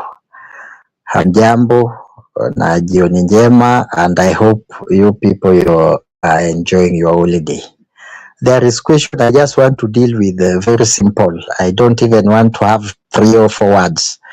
This question of the ODM is being accused of betraying Raila's legacy by who? You could have told me where that thing is coming from so that I deal with it before I engage in other serious matters that need These are my comments. Yeah? These are comments which have come from the opposition leaders. Kalonzo Musyoka, not once but several times, has said the same. If you've been following. Okay. Okay. For Kalonzo, I can be a little bit lenient. So, but I don't think the ODM has betrayed Raila legacy because ODM has not voted for any president that is against anything. ODM is fighting for their position because ODM is a democratic party. So we believe in democracy. So when I told people as a member of ODM, when the president was elected, the only way you can remove a president is through election. And that is what ODM is preparing. So as we entering the last lap of this presidential term, which is a 5-year time, we will have another presidential election. And I think ODM is doing better in trying to balance. You know, when a party is kutongozana, yes, ni kutongozana, and to give a party like ODM the better option or a better environment or room to work with. Yeah, what we have come to realize now in our country today, even ODM, the biggest party in south of Sahara, north of River Limpopo, cannot form a government by its own as a party. They can't. So they must form a coalition. Since we have a new constitution, after the promulgation of the new constitution in 2010, there is no single party that can form a government. So a party must work with other parties through a coalition of parties, or a coalition, or the bigger picture of a party to form the government. That is the only thing that can happen. So ODM is up for grab now, because in 2027 we will form a coalition. Yes, we will form a coalition.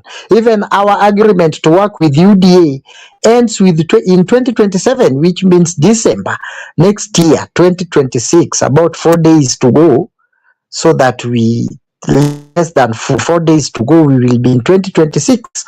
December 2026 next year, we will have a free hand to look around. See, this one has given us a big offer, this one has given us this offer, this one has given us a conducive environment to work with.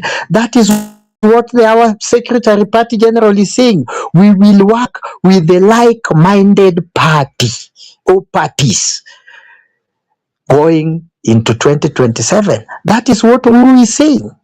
He's not telling ODM members, he's telling Ruto.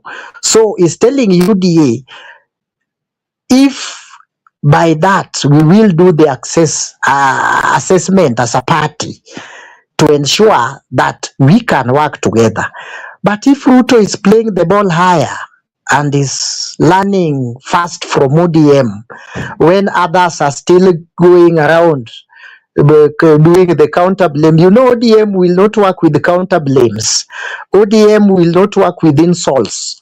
ODM will not work with the tribal chauvinist. ODM, now those are the answers for who you can know how we will work with the person we will work with. You don't need a rocket science to know. ODM will not work with tribal chauvinists. ODM will not work with people who are tribal-centered politicians.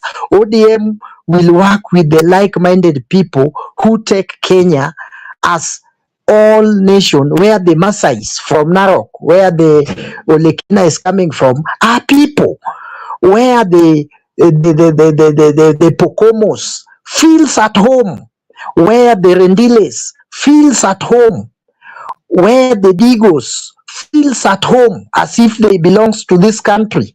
But our answer is very simple. We can't work with a person that think another community or where he come from is more blessed than the Turkanas. That person, for me and for many members in ODM, we are not even hesitant. It is a big no. Not even a small no, a big no. And that's why sometimes, I love ndugu yangu Msimamo, tukipingana sana saa zingine. Is in Martha Karua's party. Martha Karua always speak about Kenya, but when he's come to speak, he speak like somebody who belongs to DCP. And that's where our problems sometimes come. Because if you hear Martha Karua speaks and you put Msimamo here and Riyadh here, so I don't know which actually the party's ideology and whose leader is trying to eager, because those are not people. Because Martha Karua, we can work with Martha Karua. He's a like-minded. We have worked with him before. We can work with Kalonzo Musyoka. Wiper, a very good party.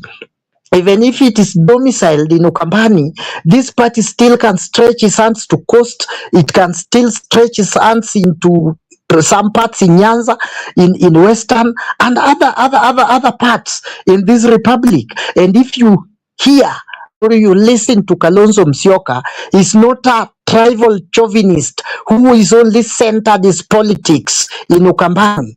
Yeah, he talks of Kenya. We can work with him. We have been working with him, and nothing cannot stop us working with him.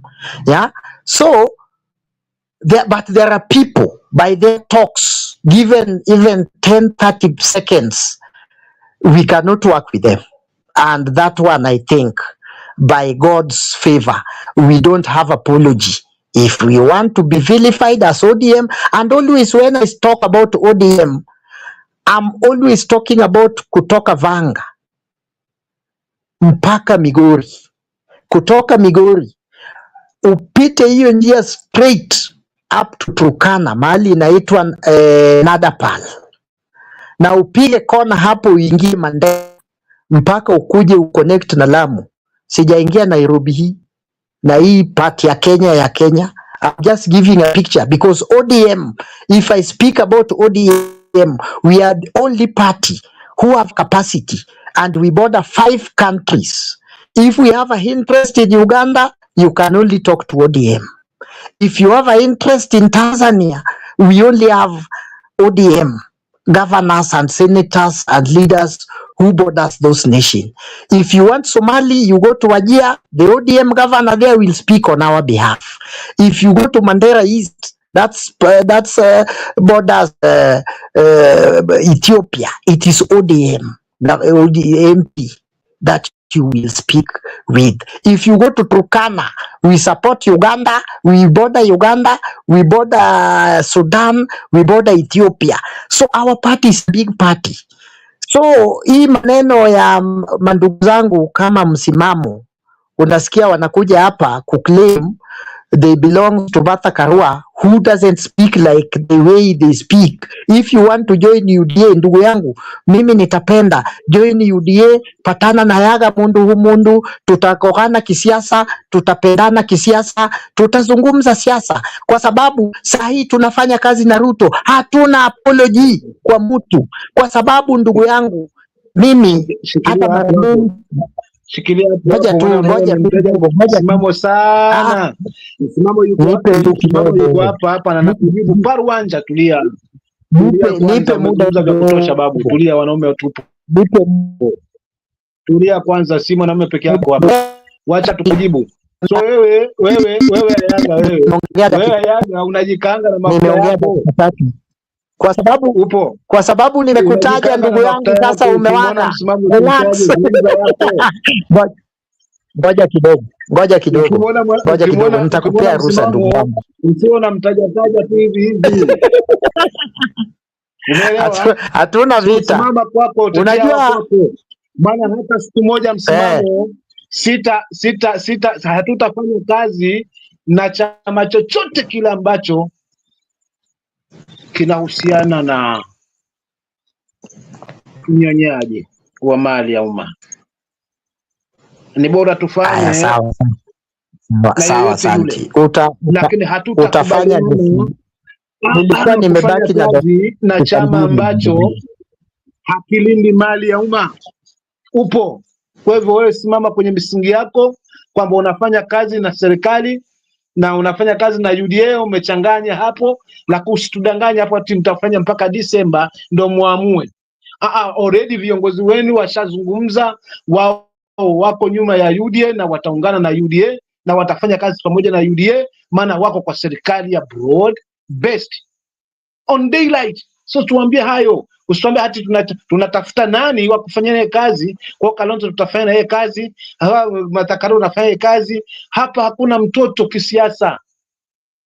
Lakini kumbuka hii unasema kwamba ni ODM ambao ni mbali zaidi, unavyojidanganya kwamba imefika si wapi, ilifika wapi. Wakati huo hao unaosema wako wapi, mwenye ODM alikuwa anaishikilia haswa katika mizizi hiyo, alikuwepo.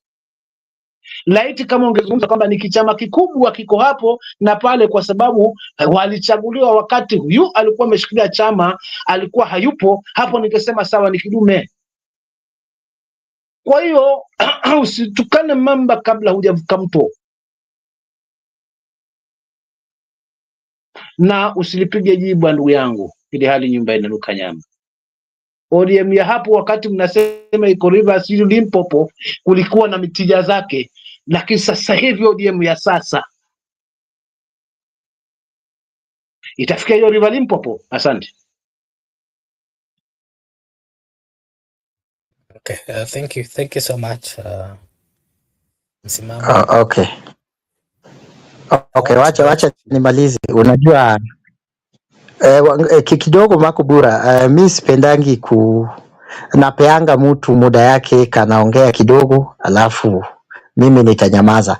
So mimi kitu nilikuwa nasema, saa hii tuko na political agreement, what we call the post-election agreement with William Ruto, which my party leader Raila Amolo Odinga himself signed, not body double, not anybody. He signed by himself. So I can't betray that. So what we are saying, we are working with William Ruto and a broad-based arrangement up to 2027, and that is what my party leader is saying. And my party leader is saying, if you show us good gestures, which we are also looking from Kalonzo Musyoka, we are looking from PLP, we are looking from the DAP Kenya. If we can have those good gestures from them, nothing stops ODM from working with them. But ODM is a party who has experienced in politics. That's why mimi nikiwaambia hawa wenye wameunda party juzi bado wanang'ang'ana ati ODM imepunguka, ODM maarufu yake imepunguka. Baba wewe ngoja election ya 2027 ndio tutapiga kura ile inaitwa general election. Bado yale nakwambia, in fact saa hii itapanda, kwa sababu kwa political negotiation we left like governor of Nairobi, tuliachia UDA na Wiper wakaoshwa. So round hii kuna hizo viti zote we negotiated and we lost, and we could have won them. We are coming for them, we will win them, and ODM will be like Kwale. There is an agreement, and then the candidature, we lost also Kwale governor. We are coming to Kwale. I will be in Kwale. We will ensure that we win more seats than we win in negotiation that we had with Wiper in 2022. So I'm telling you, with all this, you know, I'm asking people one thing. I was in this country in 2022 na kina Reagan, tulikuwa na wao in 2022. They can revisit our clips from as early as 2019. I said everything about William Ruto. Sometimes I could be muted and rejected out of the station when I call Ruto a thief, when I call Ruto a murderer, when I call Ruto everything. And they told me, Ayaga, you are calling a pastor, whatever. How sudden that the people who vote for William Ruto in 2022 ati 2 years sasa wamekuwa clever kushinda Ayaga mwenye aliongea hii story kutoka 2019 ati sasa hii watu miaka mbili ati wamekuwa werevu sana. Sasa they want to teach me. I will not allow you to teach me politics. I better sit down and lecture you. If you don't want me, my lectures, listen to me, I listen to you. Thank you. Na maisha iendelee. Thank you. Thank you so much, Eric, for your take. And Joseph, I'm coming to you. And the info track finding today is saying that United Democratic Alliance, the UDA, is 23%. National is getting 23% national support, and it is maintaining its position as Kenya's most popular party. Number 2 is Orange Democratic Party, that is getting 19% support, which is a narrow gap with the UDA. Other parties, including DCP, smaller but growing shares. Of course, these are signaling more competitive landscape. And on the other hand, we saw maybe what does this mean, Eric? Is UDA dominance? we from that we are saying that the UDA dominance is holding, but not, of course, unchanged. ODM remains a strong contender, and the margin between them is, of course, shrinking. Emerging parties are craving space, like DCP. We are seeing them coming up.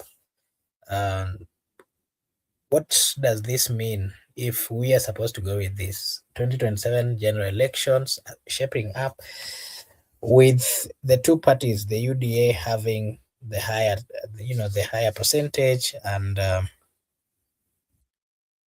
followed by the ODM party? What is your view on these particular findings, Joseph? Thank you, Marco Bura. For me, taking it as Infotrack, the problem is who makes these discoveries. I always tend to wonder, because when they are making these findings, I bet maybe they are focusing on a certain place. So I have never understood about the Infotrack, because it has said so many things that have come negative from what they have been saying. So not some have come true, some have come have turned out not to be true. So for Infotrack, with their information, all I can do is just say that let them continue what they are doing. Maybe there is a highest bidder who is doing the bidding for them, so they can be able to say what they want to say. That one is their info as the person who is the chair of Infotrack, and what they are saying they are finding it. So that one cannot be an indication of this anything. It's even if they say they always check 1,000 people, I think amongst what, that is what I had seen before. They were saying they always look at. So it's okay if they're saying it is as they see it. The campaigns and the elections are just not very far, so it's going to be shown if what they are saying is true. The problem is if they can be trying to push a false agenda. Sometimes you see some social media things that tend to put to force an agenda on Kenyans, so that they can sway political in the way they like. But so much has been said. I've been quiet here so much. But for me, one thing I can just like to say: shouting and just dumping does not mean politics. Just means that you are very very rude, and you are very you take yourself in higher regard. But that one does not show that politics, or analyzing. Tony shows the way you are centered yourself. I've heard so many things that have been said here, and most of them look like it's just one community being taken to the fire, because if you hear somebody saying that you're not going to speak to a person because he talks because of his community, what are the other people talking about? When you hear them talking about your community, are they mad, or are they stupid? You know, when you talk about things like that, they tend even to make me angry. That's why I always keep quiet and I don't want to reply, because everybody in the country, you're hearing, they're saying they're looking for their own unity. When it comes to a certain region in this country, when they say they want to sit together and talk, they become tribal, and now that time is their tribalic. You know, we have seen so many people even today when they were in their meetings, they were talking in their local language. Was that one not being tribal? They were talking. It's given, is a mandate. You can talk in your own local language. Who has refused you to talk in your language? Who has refused for your leader to talk on your behalf? If you don't have a leader who is talking on your behalf, who has refused them to do so? That's none of our business. That is your business. Don't bring your business to our business. You need to go and tell your leaders, talk on our behalf. But don't come and try to say somebody is, I don't know, he's tribal because he speaks on behalf of his community. If I was a leader, I could be speaking on behalf of my community. They're the ones who most of them have made me to be there. Even Ruto himself goes back to his community and talks about his community. So when it comes to a certain part of the region is when it is known, this is tribalism. This is the hypocritical thing of these days. When people speak, you see them like they are tribal, but others when they are speaking, no, hiyo sasa ni kuleta unity.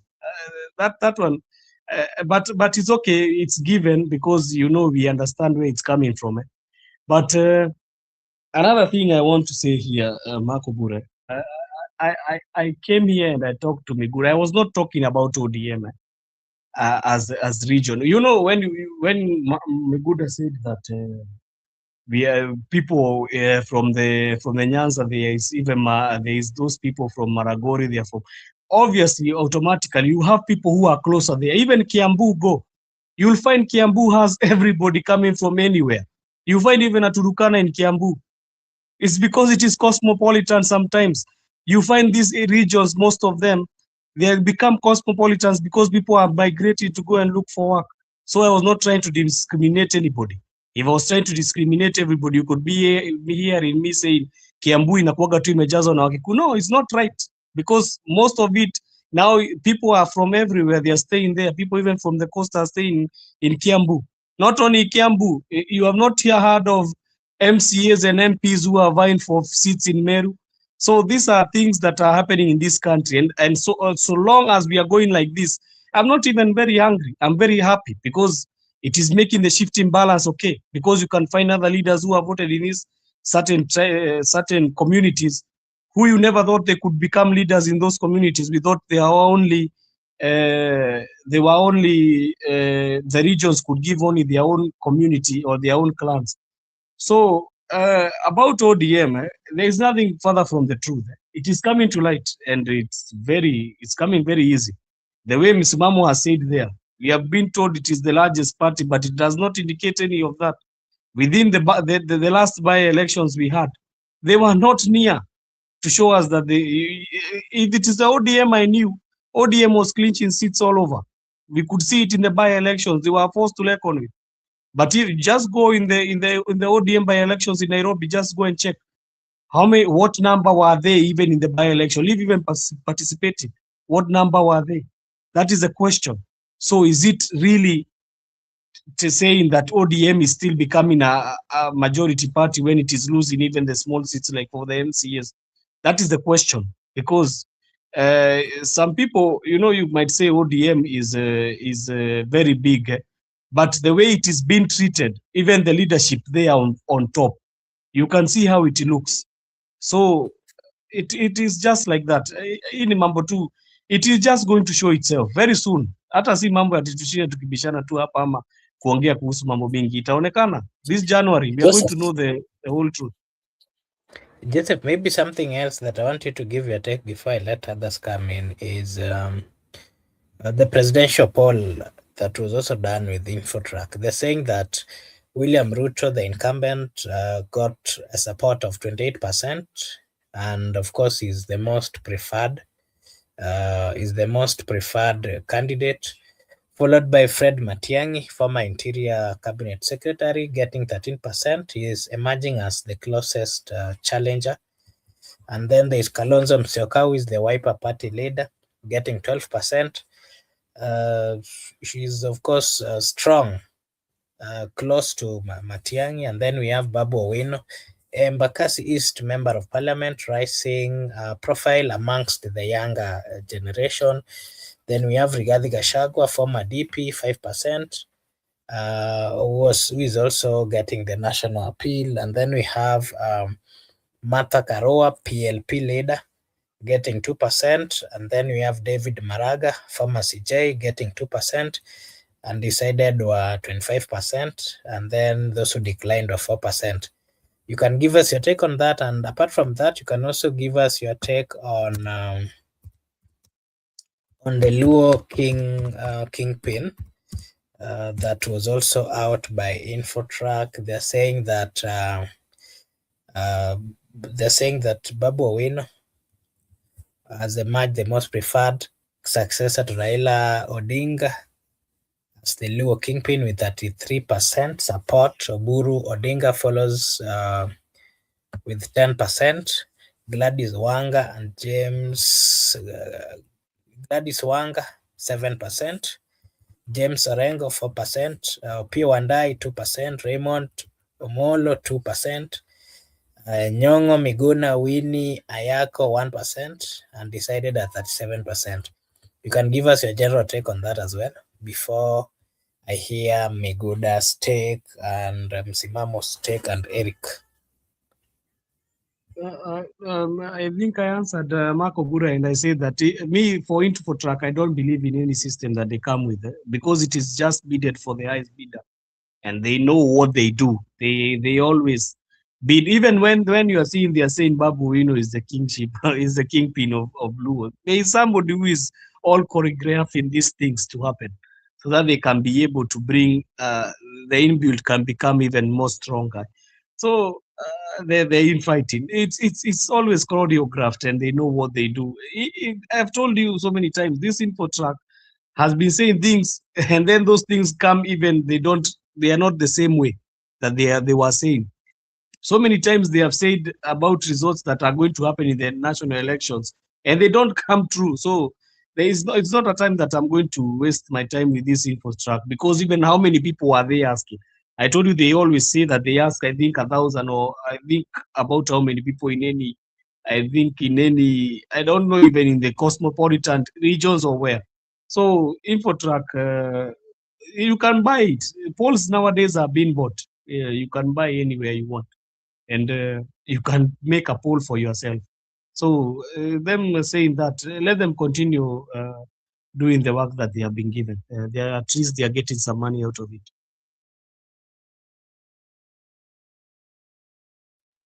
Okay, thank you. Miguda, what is your general take on the Infotrack's finding before I get to Msimamo? I think Msimamo should go first, then me. Msimamo?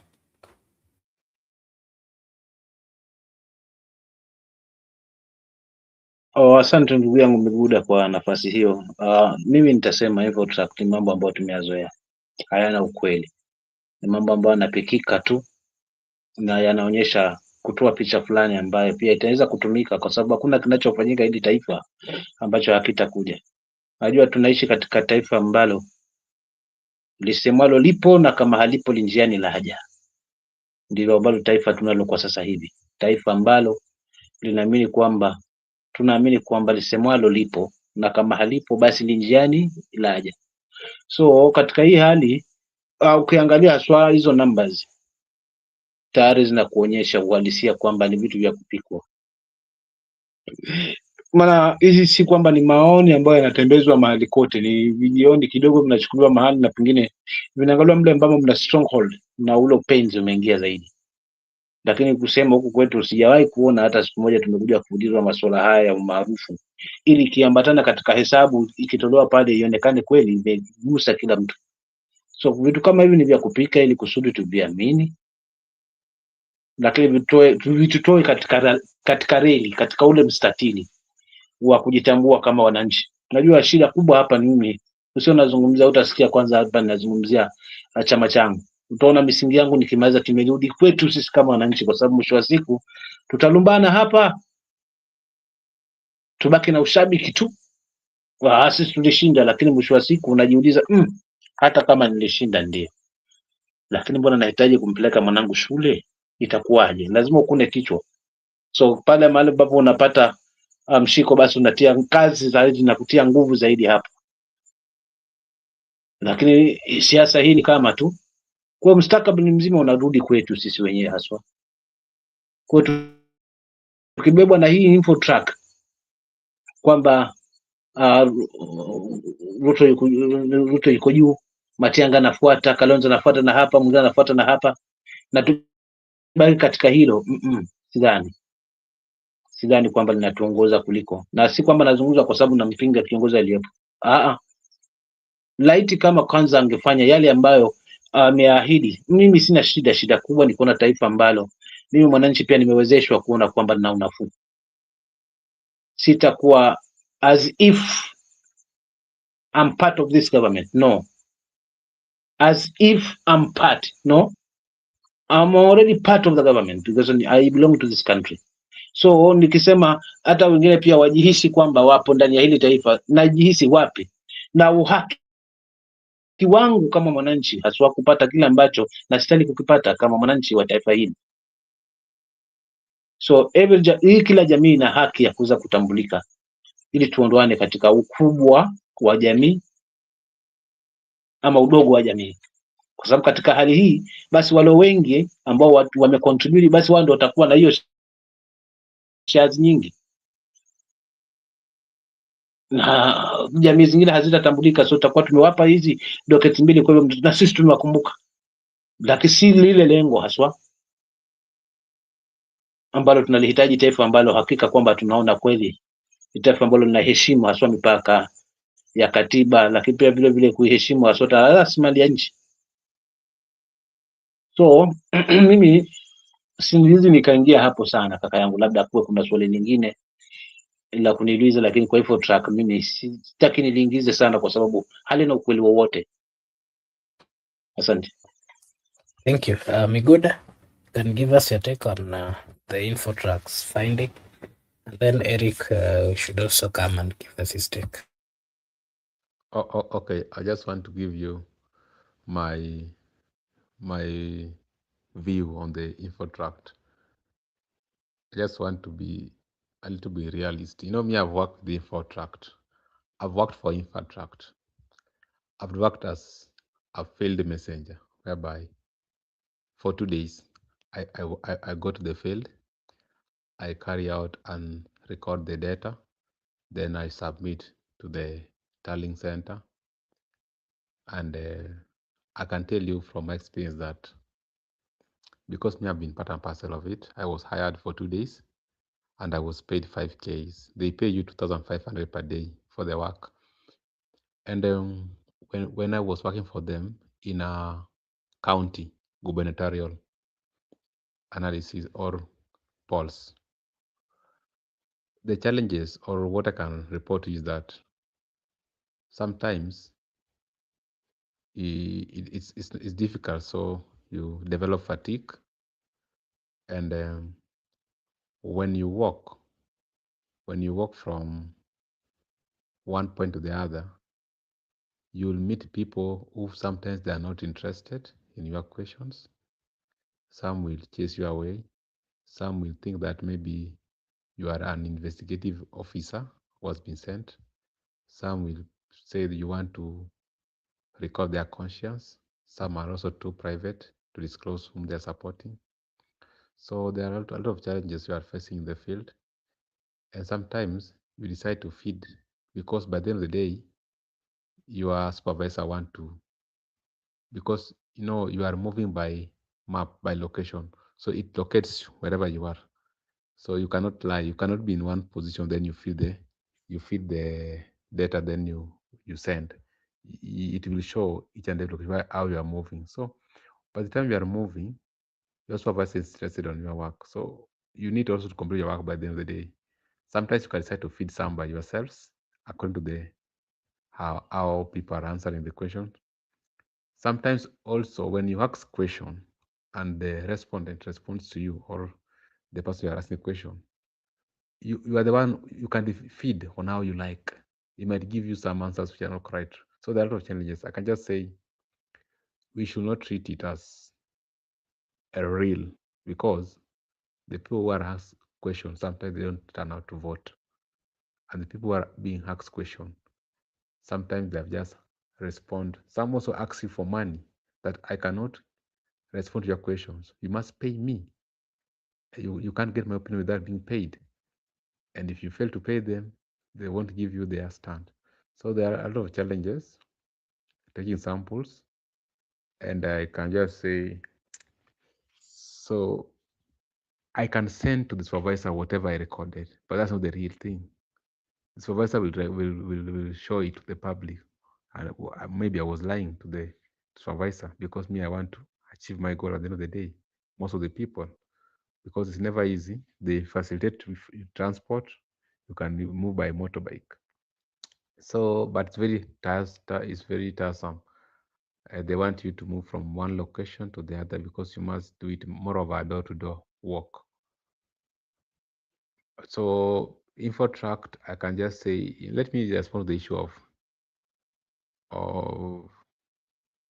Kingpin, low Kingpin. Oburu just came the other day. Oburu was not on the scene. Oburu has never shown interest before. Barely 2 months, I thought 1 month since we buried Raila. So Oburu, all of a sudden, Oburu is at 10%. Really? Someone who has never even been mentioned among the people want to be looking pin. All of a sudden, it's at 10%. So those are the questions you need to ask. How has Oburu came from 0 to 10%? Babu has been there, but that percentage is too much for Babu. That 3 is not, that one's too much. Maybe it can be at 17%. And also the issue of the presidency. They have excluded other people, because we have many people. The people whom they have put are not the only one. There are many people who have shown interest for the presidency, but they have selected a few people. Babu has been saying he wants to be governor. Why are they putting Babu at presidency? So you understand there are a lot of things that are not adding up. Back to you. Okay, thank you, Eric. What is your take on the InfoTrack finding?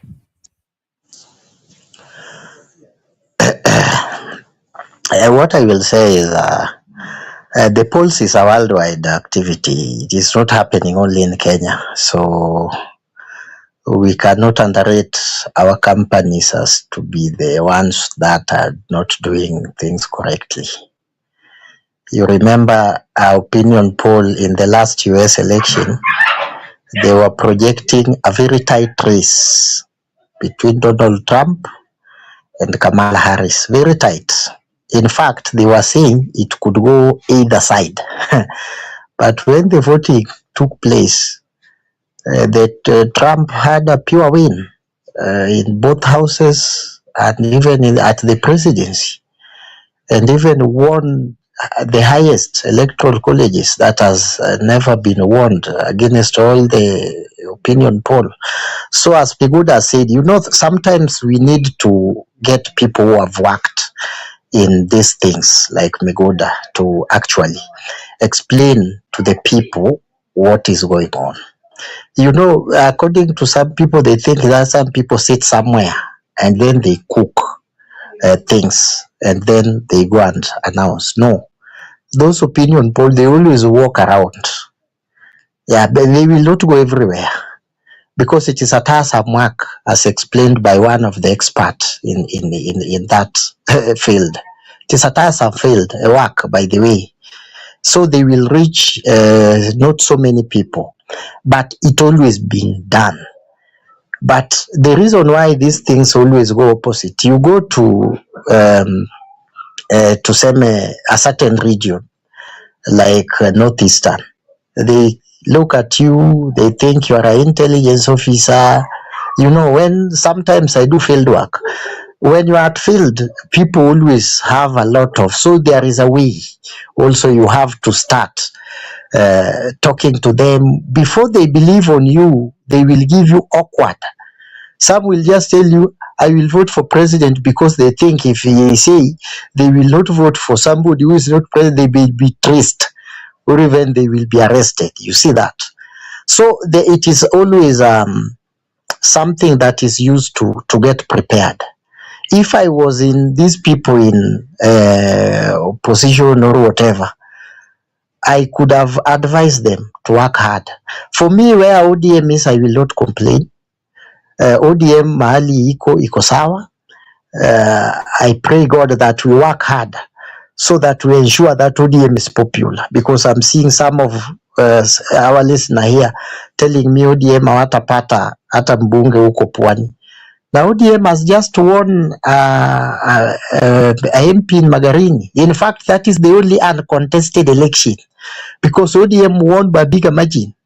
You know, there is a contestation in Mbeere North, there is a contestation in Malava, but ours is a pure election in Nairobi, and I have explained it why we lost as a ODM party.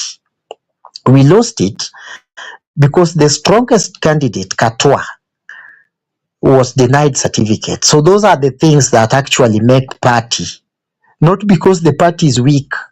The party lost election because of having done a proper nomination or challenging the person who used to be strong is not given the party ticket. So Gatua went all the way and ran as an independent candidate. And remember, he was beaten by 3,300 votes. And the ODM was coming behind him with another 1,000 plus. So that tells you that is a ODM base. It is now that how ODM will calculate and kujipanga hapo. It may tilt in 2027, and you see some people who want to sherekea hizo ndogo ndogo will say wameoshwa. Hawajaoshwa. Hata hii Mbeere North, I still insist that if opposition leader Mbui and Karis could have worked together, because you see Wamudende win by about 400, and Daniel Mbui, who was a MCA who resigned, had 2,000. And this person belongs to DP. But when the DCP made an candid agreement that they are supporting Karis, alikasirika akaran. So if you come with the votes of united opposition, you make you add the votes of Daniel Mbui, who was about Duncan Mbui, who was 2,000, plus that one of Karis. They beated Wamudende by about 2,000 votes, and the win was on their side. So ni kujipanga, na hii kujipanga hapa kwa kisiasa ndio saa zingine tunazungumza, watu wengine wanataka watu wa kulaumu. Kuiba by election is the hardest thing in the land, because I have also participated. I participated in Georgia when the state Uhuru Kenyatta and Handshake had their candidates, and there was also the opposition by that time, UDA and Chama cha Kazi. George Koimburi won that election. I also participated when Kawanjiko win that election against all odds. He was young, no money, he had only nothing, and he won a by-election against a state candidate who was supported by ODM and Jubilee.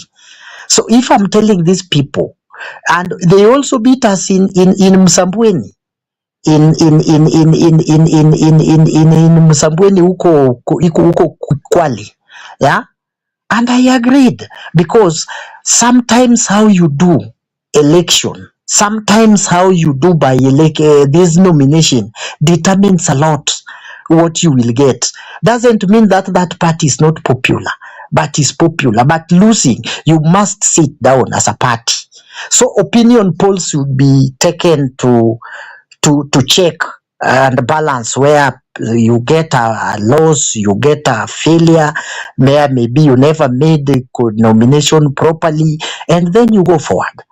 But for UDA to be the largest candidate, I also question that, because UDA has been separated into two, where we have now the DCP, who is now the domicile party in parts of Nairobi and in central Kenya. That was the UDA base. So UDA, I think, is now domiciled in a very small places. So I also have that question.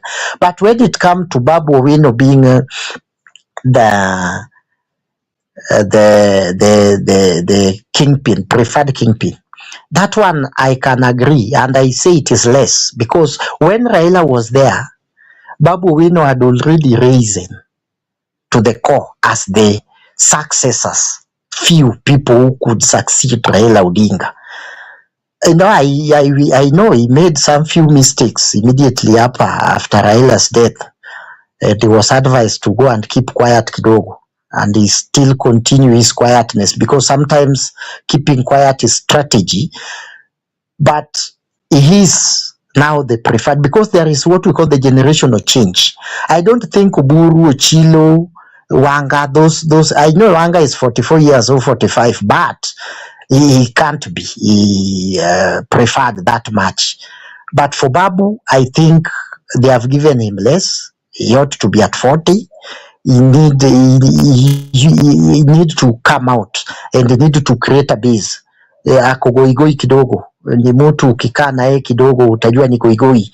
Na sisi, mimi shida yangu nitakwambia tu ile ukweli, utakumbana nao kisiasa. Ukiamua kulaumu watu umeibiwa huko mbele, pia utalaumu tu, na mimi nitakuwa hapa nikikumbusha, I told you this, so you will not be clever more than what I'm telling you now. It may take 5 years. But if he doesn't behave well, he create a base. You must create a base if you want to be a political leader, or you want to be a regional kingpin, which is not even bad, because in our politics we are used to these kingpin stories. Yeah, Oburu is now becoming the kingpin and is reasoning high because he's playing an elderly role. He's now seeing as the binder, the glue that can hold ODM together. I think that's why Miguda, his numbers are a little bit rising, and he has played that advocate role. He's trying to balance the sheet, because you know, in ODM, truth be told, yes, there is a very big divergent opinion, but that doesn't mean we are not one party. In a party, you must have a divergent opinion. The way Ayaga will want something to be done is not the way Megoda would have liked things to be done. The way Ayaga will talk about issues is not the same way Megona will analyze the same issues. So I think those are the things. And what Orengo, the Orengo side, and it's not even Orengo side, I want people to open their eyes and look ODM as a party. Look at prolific lawyers, or what we call the prominent lawyers in ODM. Nelly Odhiambo, Otiende Amolo, Edwin Sifuna, Okongo Mogeni from Kisii, or James Orengo, Otieno Kajwang. There is this kind of, these lawyers, they are trying to force that we must have a proper agreement. They are not even opposed to any agreement with anybody. But because William Ruto is somebody who have been around, and we know this man, so they are just trying to ensure that ODM, if so, they will work with the Ruto beyond 2027.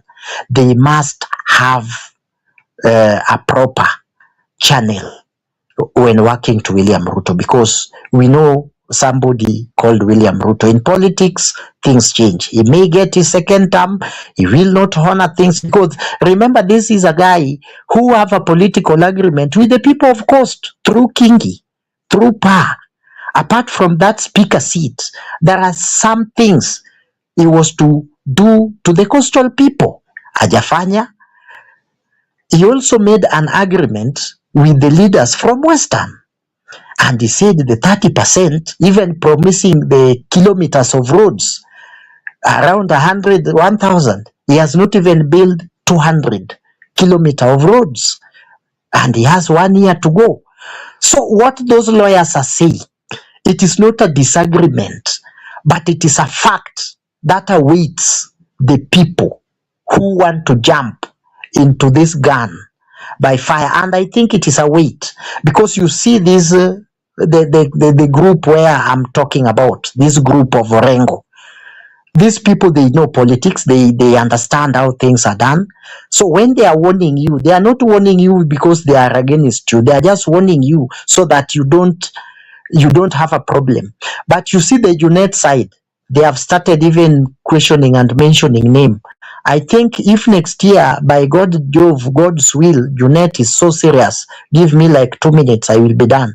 If by Joves of God, Junet have start spoken, we will tell the Junet side, we will tell Joho, we will tell one man called Mbadi Ngonga how they betrayed Raila in 2022. They eat money that were made for agents. They also disappeared when we were doing the Sufria Mandamano. If anybody or anyone want to argue with me on that, give me the picture of Joho or a video of Joho wakati wa Sufria. Give me a picture of one man called Badi during that time and Junet, na tutakutana na wao, na hiyo siasa itaenda huko mbele. Hiyo si ya sahi. So I think the opinion poll, I don't want to talk much about it, lakini siasa inaenda kuchangamuka because as the time now comes, we are entering a political hot zone, na wako na mdomo yao, na hata sisi watu kama Yanga maneno ni tamu. Hata ukinipea muda naweza gonga mpaka saa 6 ya usiku na tutanyoroshana hivyo hivyo, na hiyo ndio siasa. Si adui, ni mapenzi ya Mungu. Pande yako ikinishinda, nakubali, nabeba mkono. Kesho ni siku na tufanye kazi pamoja. Kenya ni kubwa kushinda wenzetu. Ombi langu moja, dakika moja hii imebaki, kwa maeneo ya wale watu ambao wako kwa ODM, go to young people, the people who have left Form 4, the people who are married and they never get birth certificate, ID. Go to those police chief camps, you will get your document. There is no investigation that will be done against you, provided you are Kenyan, so that we raise our number. They have always suppressed our votes because ODM strongholds always lies around the counties, around the borders. So I'm telling these people, William Ruto has removed that embargo. Let us go out there and register, and then let us end this issue of our votes are always small. Let us meet and let us have a happy 2026. Thank you very much.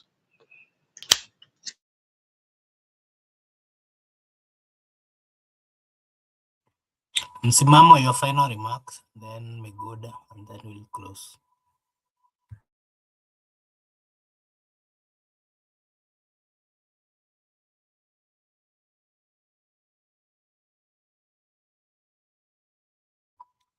Msimamo.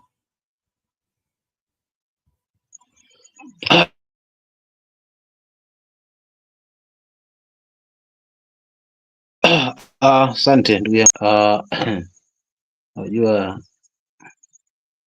wanasikiza ndugu yangu ayaga hapa, na kumbe napata faraja ya moyo, maana napata kucheka kuongeza siku. Mara yumo, mara sema simo, sasa simsomi. Mara yuko kwa broad base, maana tumerasiwa vitambulisho, mara pana tunategemea kina Utende Omolo, maana hawajazungumza na hao wengine kwetu kwa Ngange, tunamwangalia tunashindana naye kwa tuko hapo hapo, lakini tunamwangalia mara tupo ndani, so hatujui tushike lipi, na siku zote mshika mawili moja humponyoka. Tukimaanisha tunasimama mahali tusimame, kama ni kwa mkataba mpaka 2010 tujue ni 2010 na 2027, basi tubaki hapo hapo. Kama tumo na tumekubaliana kufanya kazi na UDA, basi tujue hilo, na in fact hilo ndio ambalo linaongoza sasa hivi, kwa sababu viongozi wanajionyesha kwa rangi zao halisi. Na amegusia mahali hapa kwa wasaliti na akanikumbusha kweli unity. Hakika nasikia alitimka nazo, nasikia maana sijamuona, lakini nasikia haswa kwamba katimka nazo za maajenti. So kama hilo tu lilifanyika na hili ambalo watahakikisha kwamba hiki kimeingia kwa UDA, ODM mezo na ODM, na akina nani wanaipeleka huko, so ndio wao. Na kwa kelele hizi na bashasha hizi na nguvu hii naiona mpya ya hawa viongozi, inanionyesha wazi kwamba hawa wengine hawana sauti sasa hivi. Labda pengine igawanyike mara mbili, ODM halisi na ODM ya broad-based government, basi labda hayo ndio tutashuhudia, Mungu akijali, hasa mwakani kama roho zitakuwa hai, tutakuwa papa hapa, huenda pengine tukaweza kuona sasa mgawanyiko wa kina nani watabaki kwa ODM halisi na kina nani watabaki na ODM ya broad-based government. Na kifikia hapo, basi ndio chama kitakuwa ndo kinazidi kushuka maarufu. Hii ya Southern sijui mpaka wapi, nadhani tutakuwa hatuizungumzii tena, kwa sababu sasa hivi tunazungumzia ODM ambayo ilikuwa ngangari, bali ilikuwa na mashiko, kwa sababu mwenyewe haswa mwenye kuijulia hii meli kuiongoza alikuwepo, sasa hayupo. Waliobaki ni manahodha tu, labda ni kubahatisha tuna itakuwaje, lakini sauti zimekuwa nyingi kuliko umoja na uwiano wa chama. Kwa tukisema tunazungumzia hapo kwa ndugu zetu, hatumaanishi ni wananchi, lakini viongozi wanaelekeza kwa wananchi wa Nyanza kwamba wakute kwamba kwanza ni chama chao, of which kama itaingia hapo, wale wengine ambao tumekichangia tutasemaje? Na ni wapenzi wa hicho chama, tutakuwa tunafuata nyuma kwa sababu wengine wameamua. Sasa kwa sababu wengine wameamua na sisi tunafuata humo, so itabidi kila mtu na njia yake, na sidhani kama kutakuwa tena na umaarufu huo. So cha msingi ni kurudi pamoja, viongozi haswa wakae chini, wawape nafasi waamue.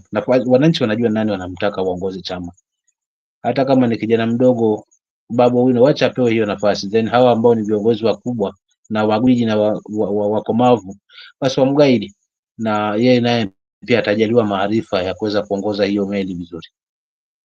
Lakini haya mambo ambayo hawa wanazungumza hii kukicha, kesho ni haya, basi kwanza tujileweshea, kwanza tuangalie yale ambayo ni ya muhimu, tunaangalia vita ambayo ni wa huyu na hawa wanavutana hapa, hawa wanavutana hapa, na siku zinazidi kwenda.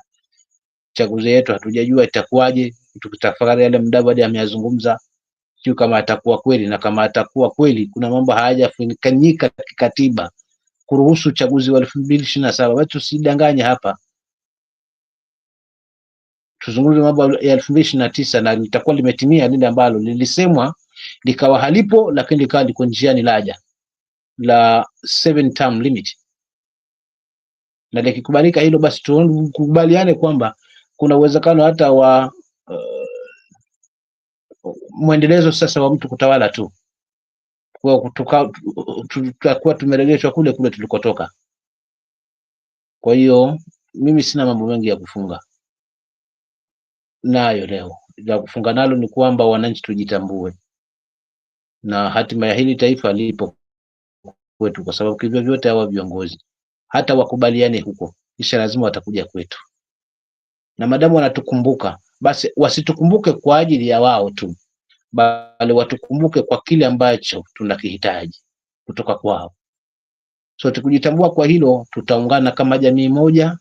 Hautasikia Mjaluo, hautasikia nini, kama vile ambavyo tunaishi Coast. Mnazungumzia maeneo hapa kwamba watu wanaishi kwa umoja, lakini hakuna kaunti ambayo inakali kila jamii kama Coast.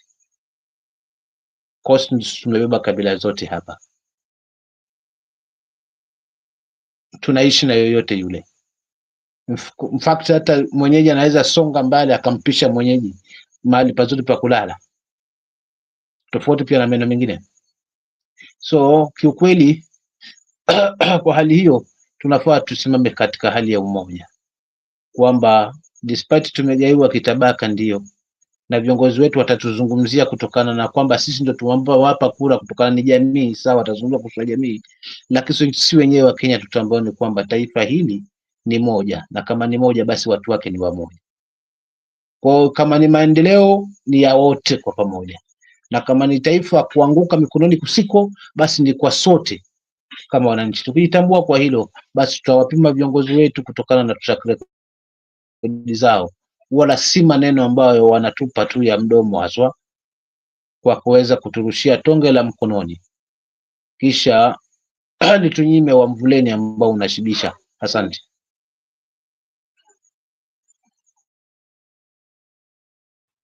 Migude, your final remarks. Okay, I'd like to appreciate our panelists who have come to the show. Simamo, Eric, Joseph, and you for hosting us. And our viewers who come to the comment section. See you tomorrow. Bye bye. Makubura, see you tomorrow. Okay, thank you. Allow me to also say a big thank you to everyone who joined, and to wish you all a blessed day, a blessed morning, a blessed afternoon, blessed evening, blessed night from wherever you're watching us from. Thank you so much. See you again tomorrow.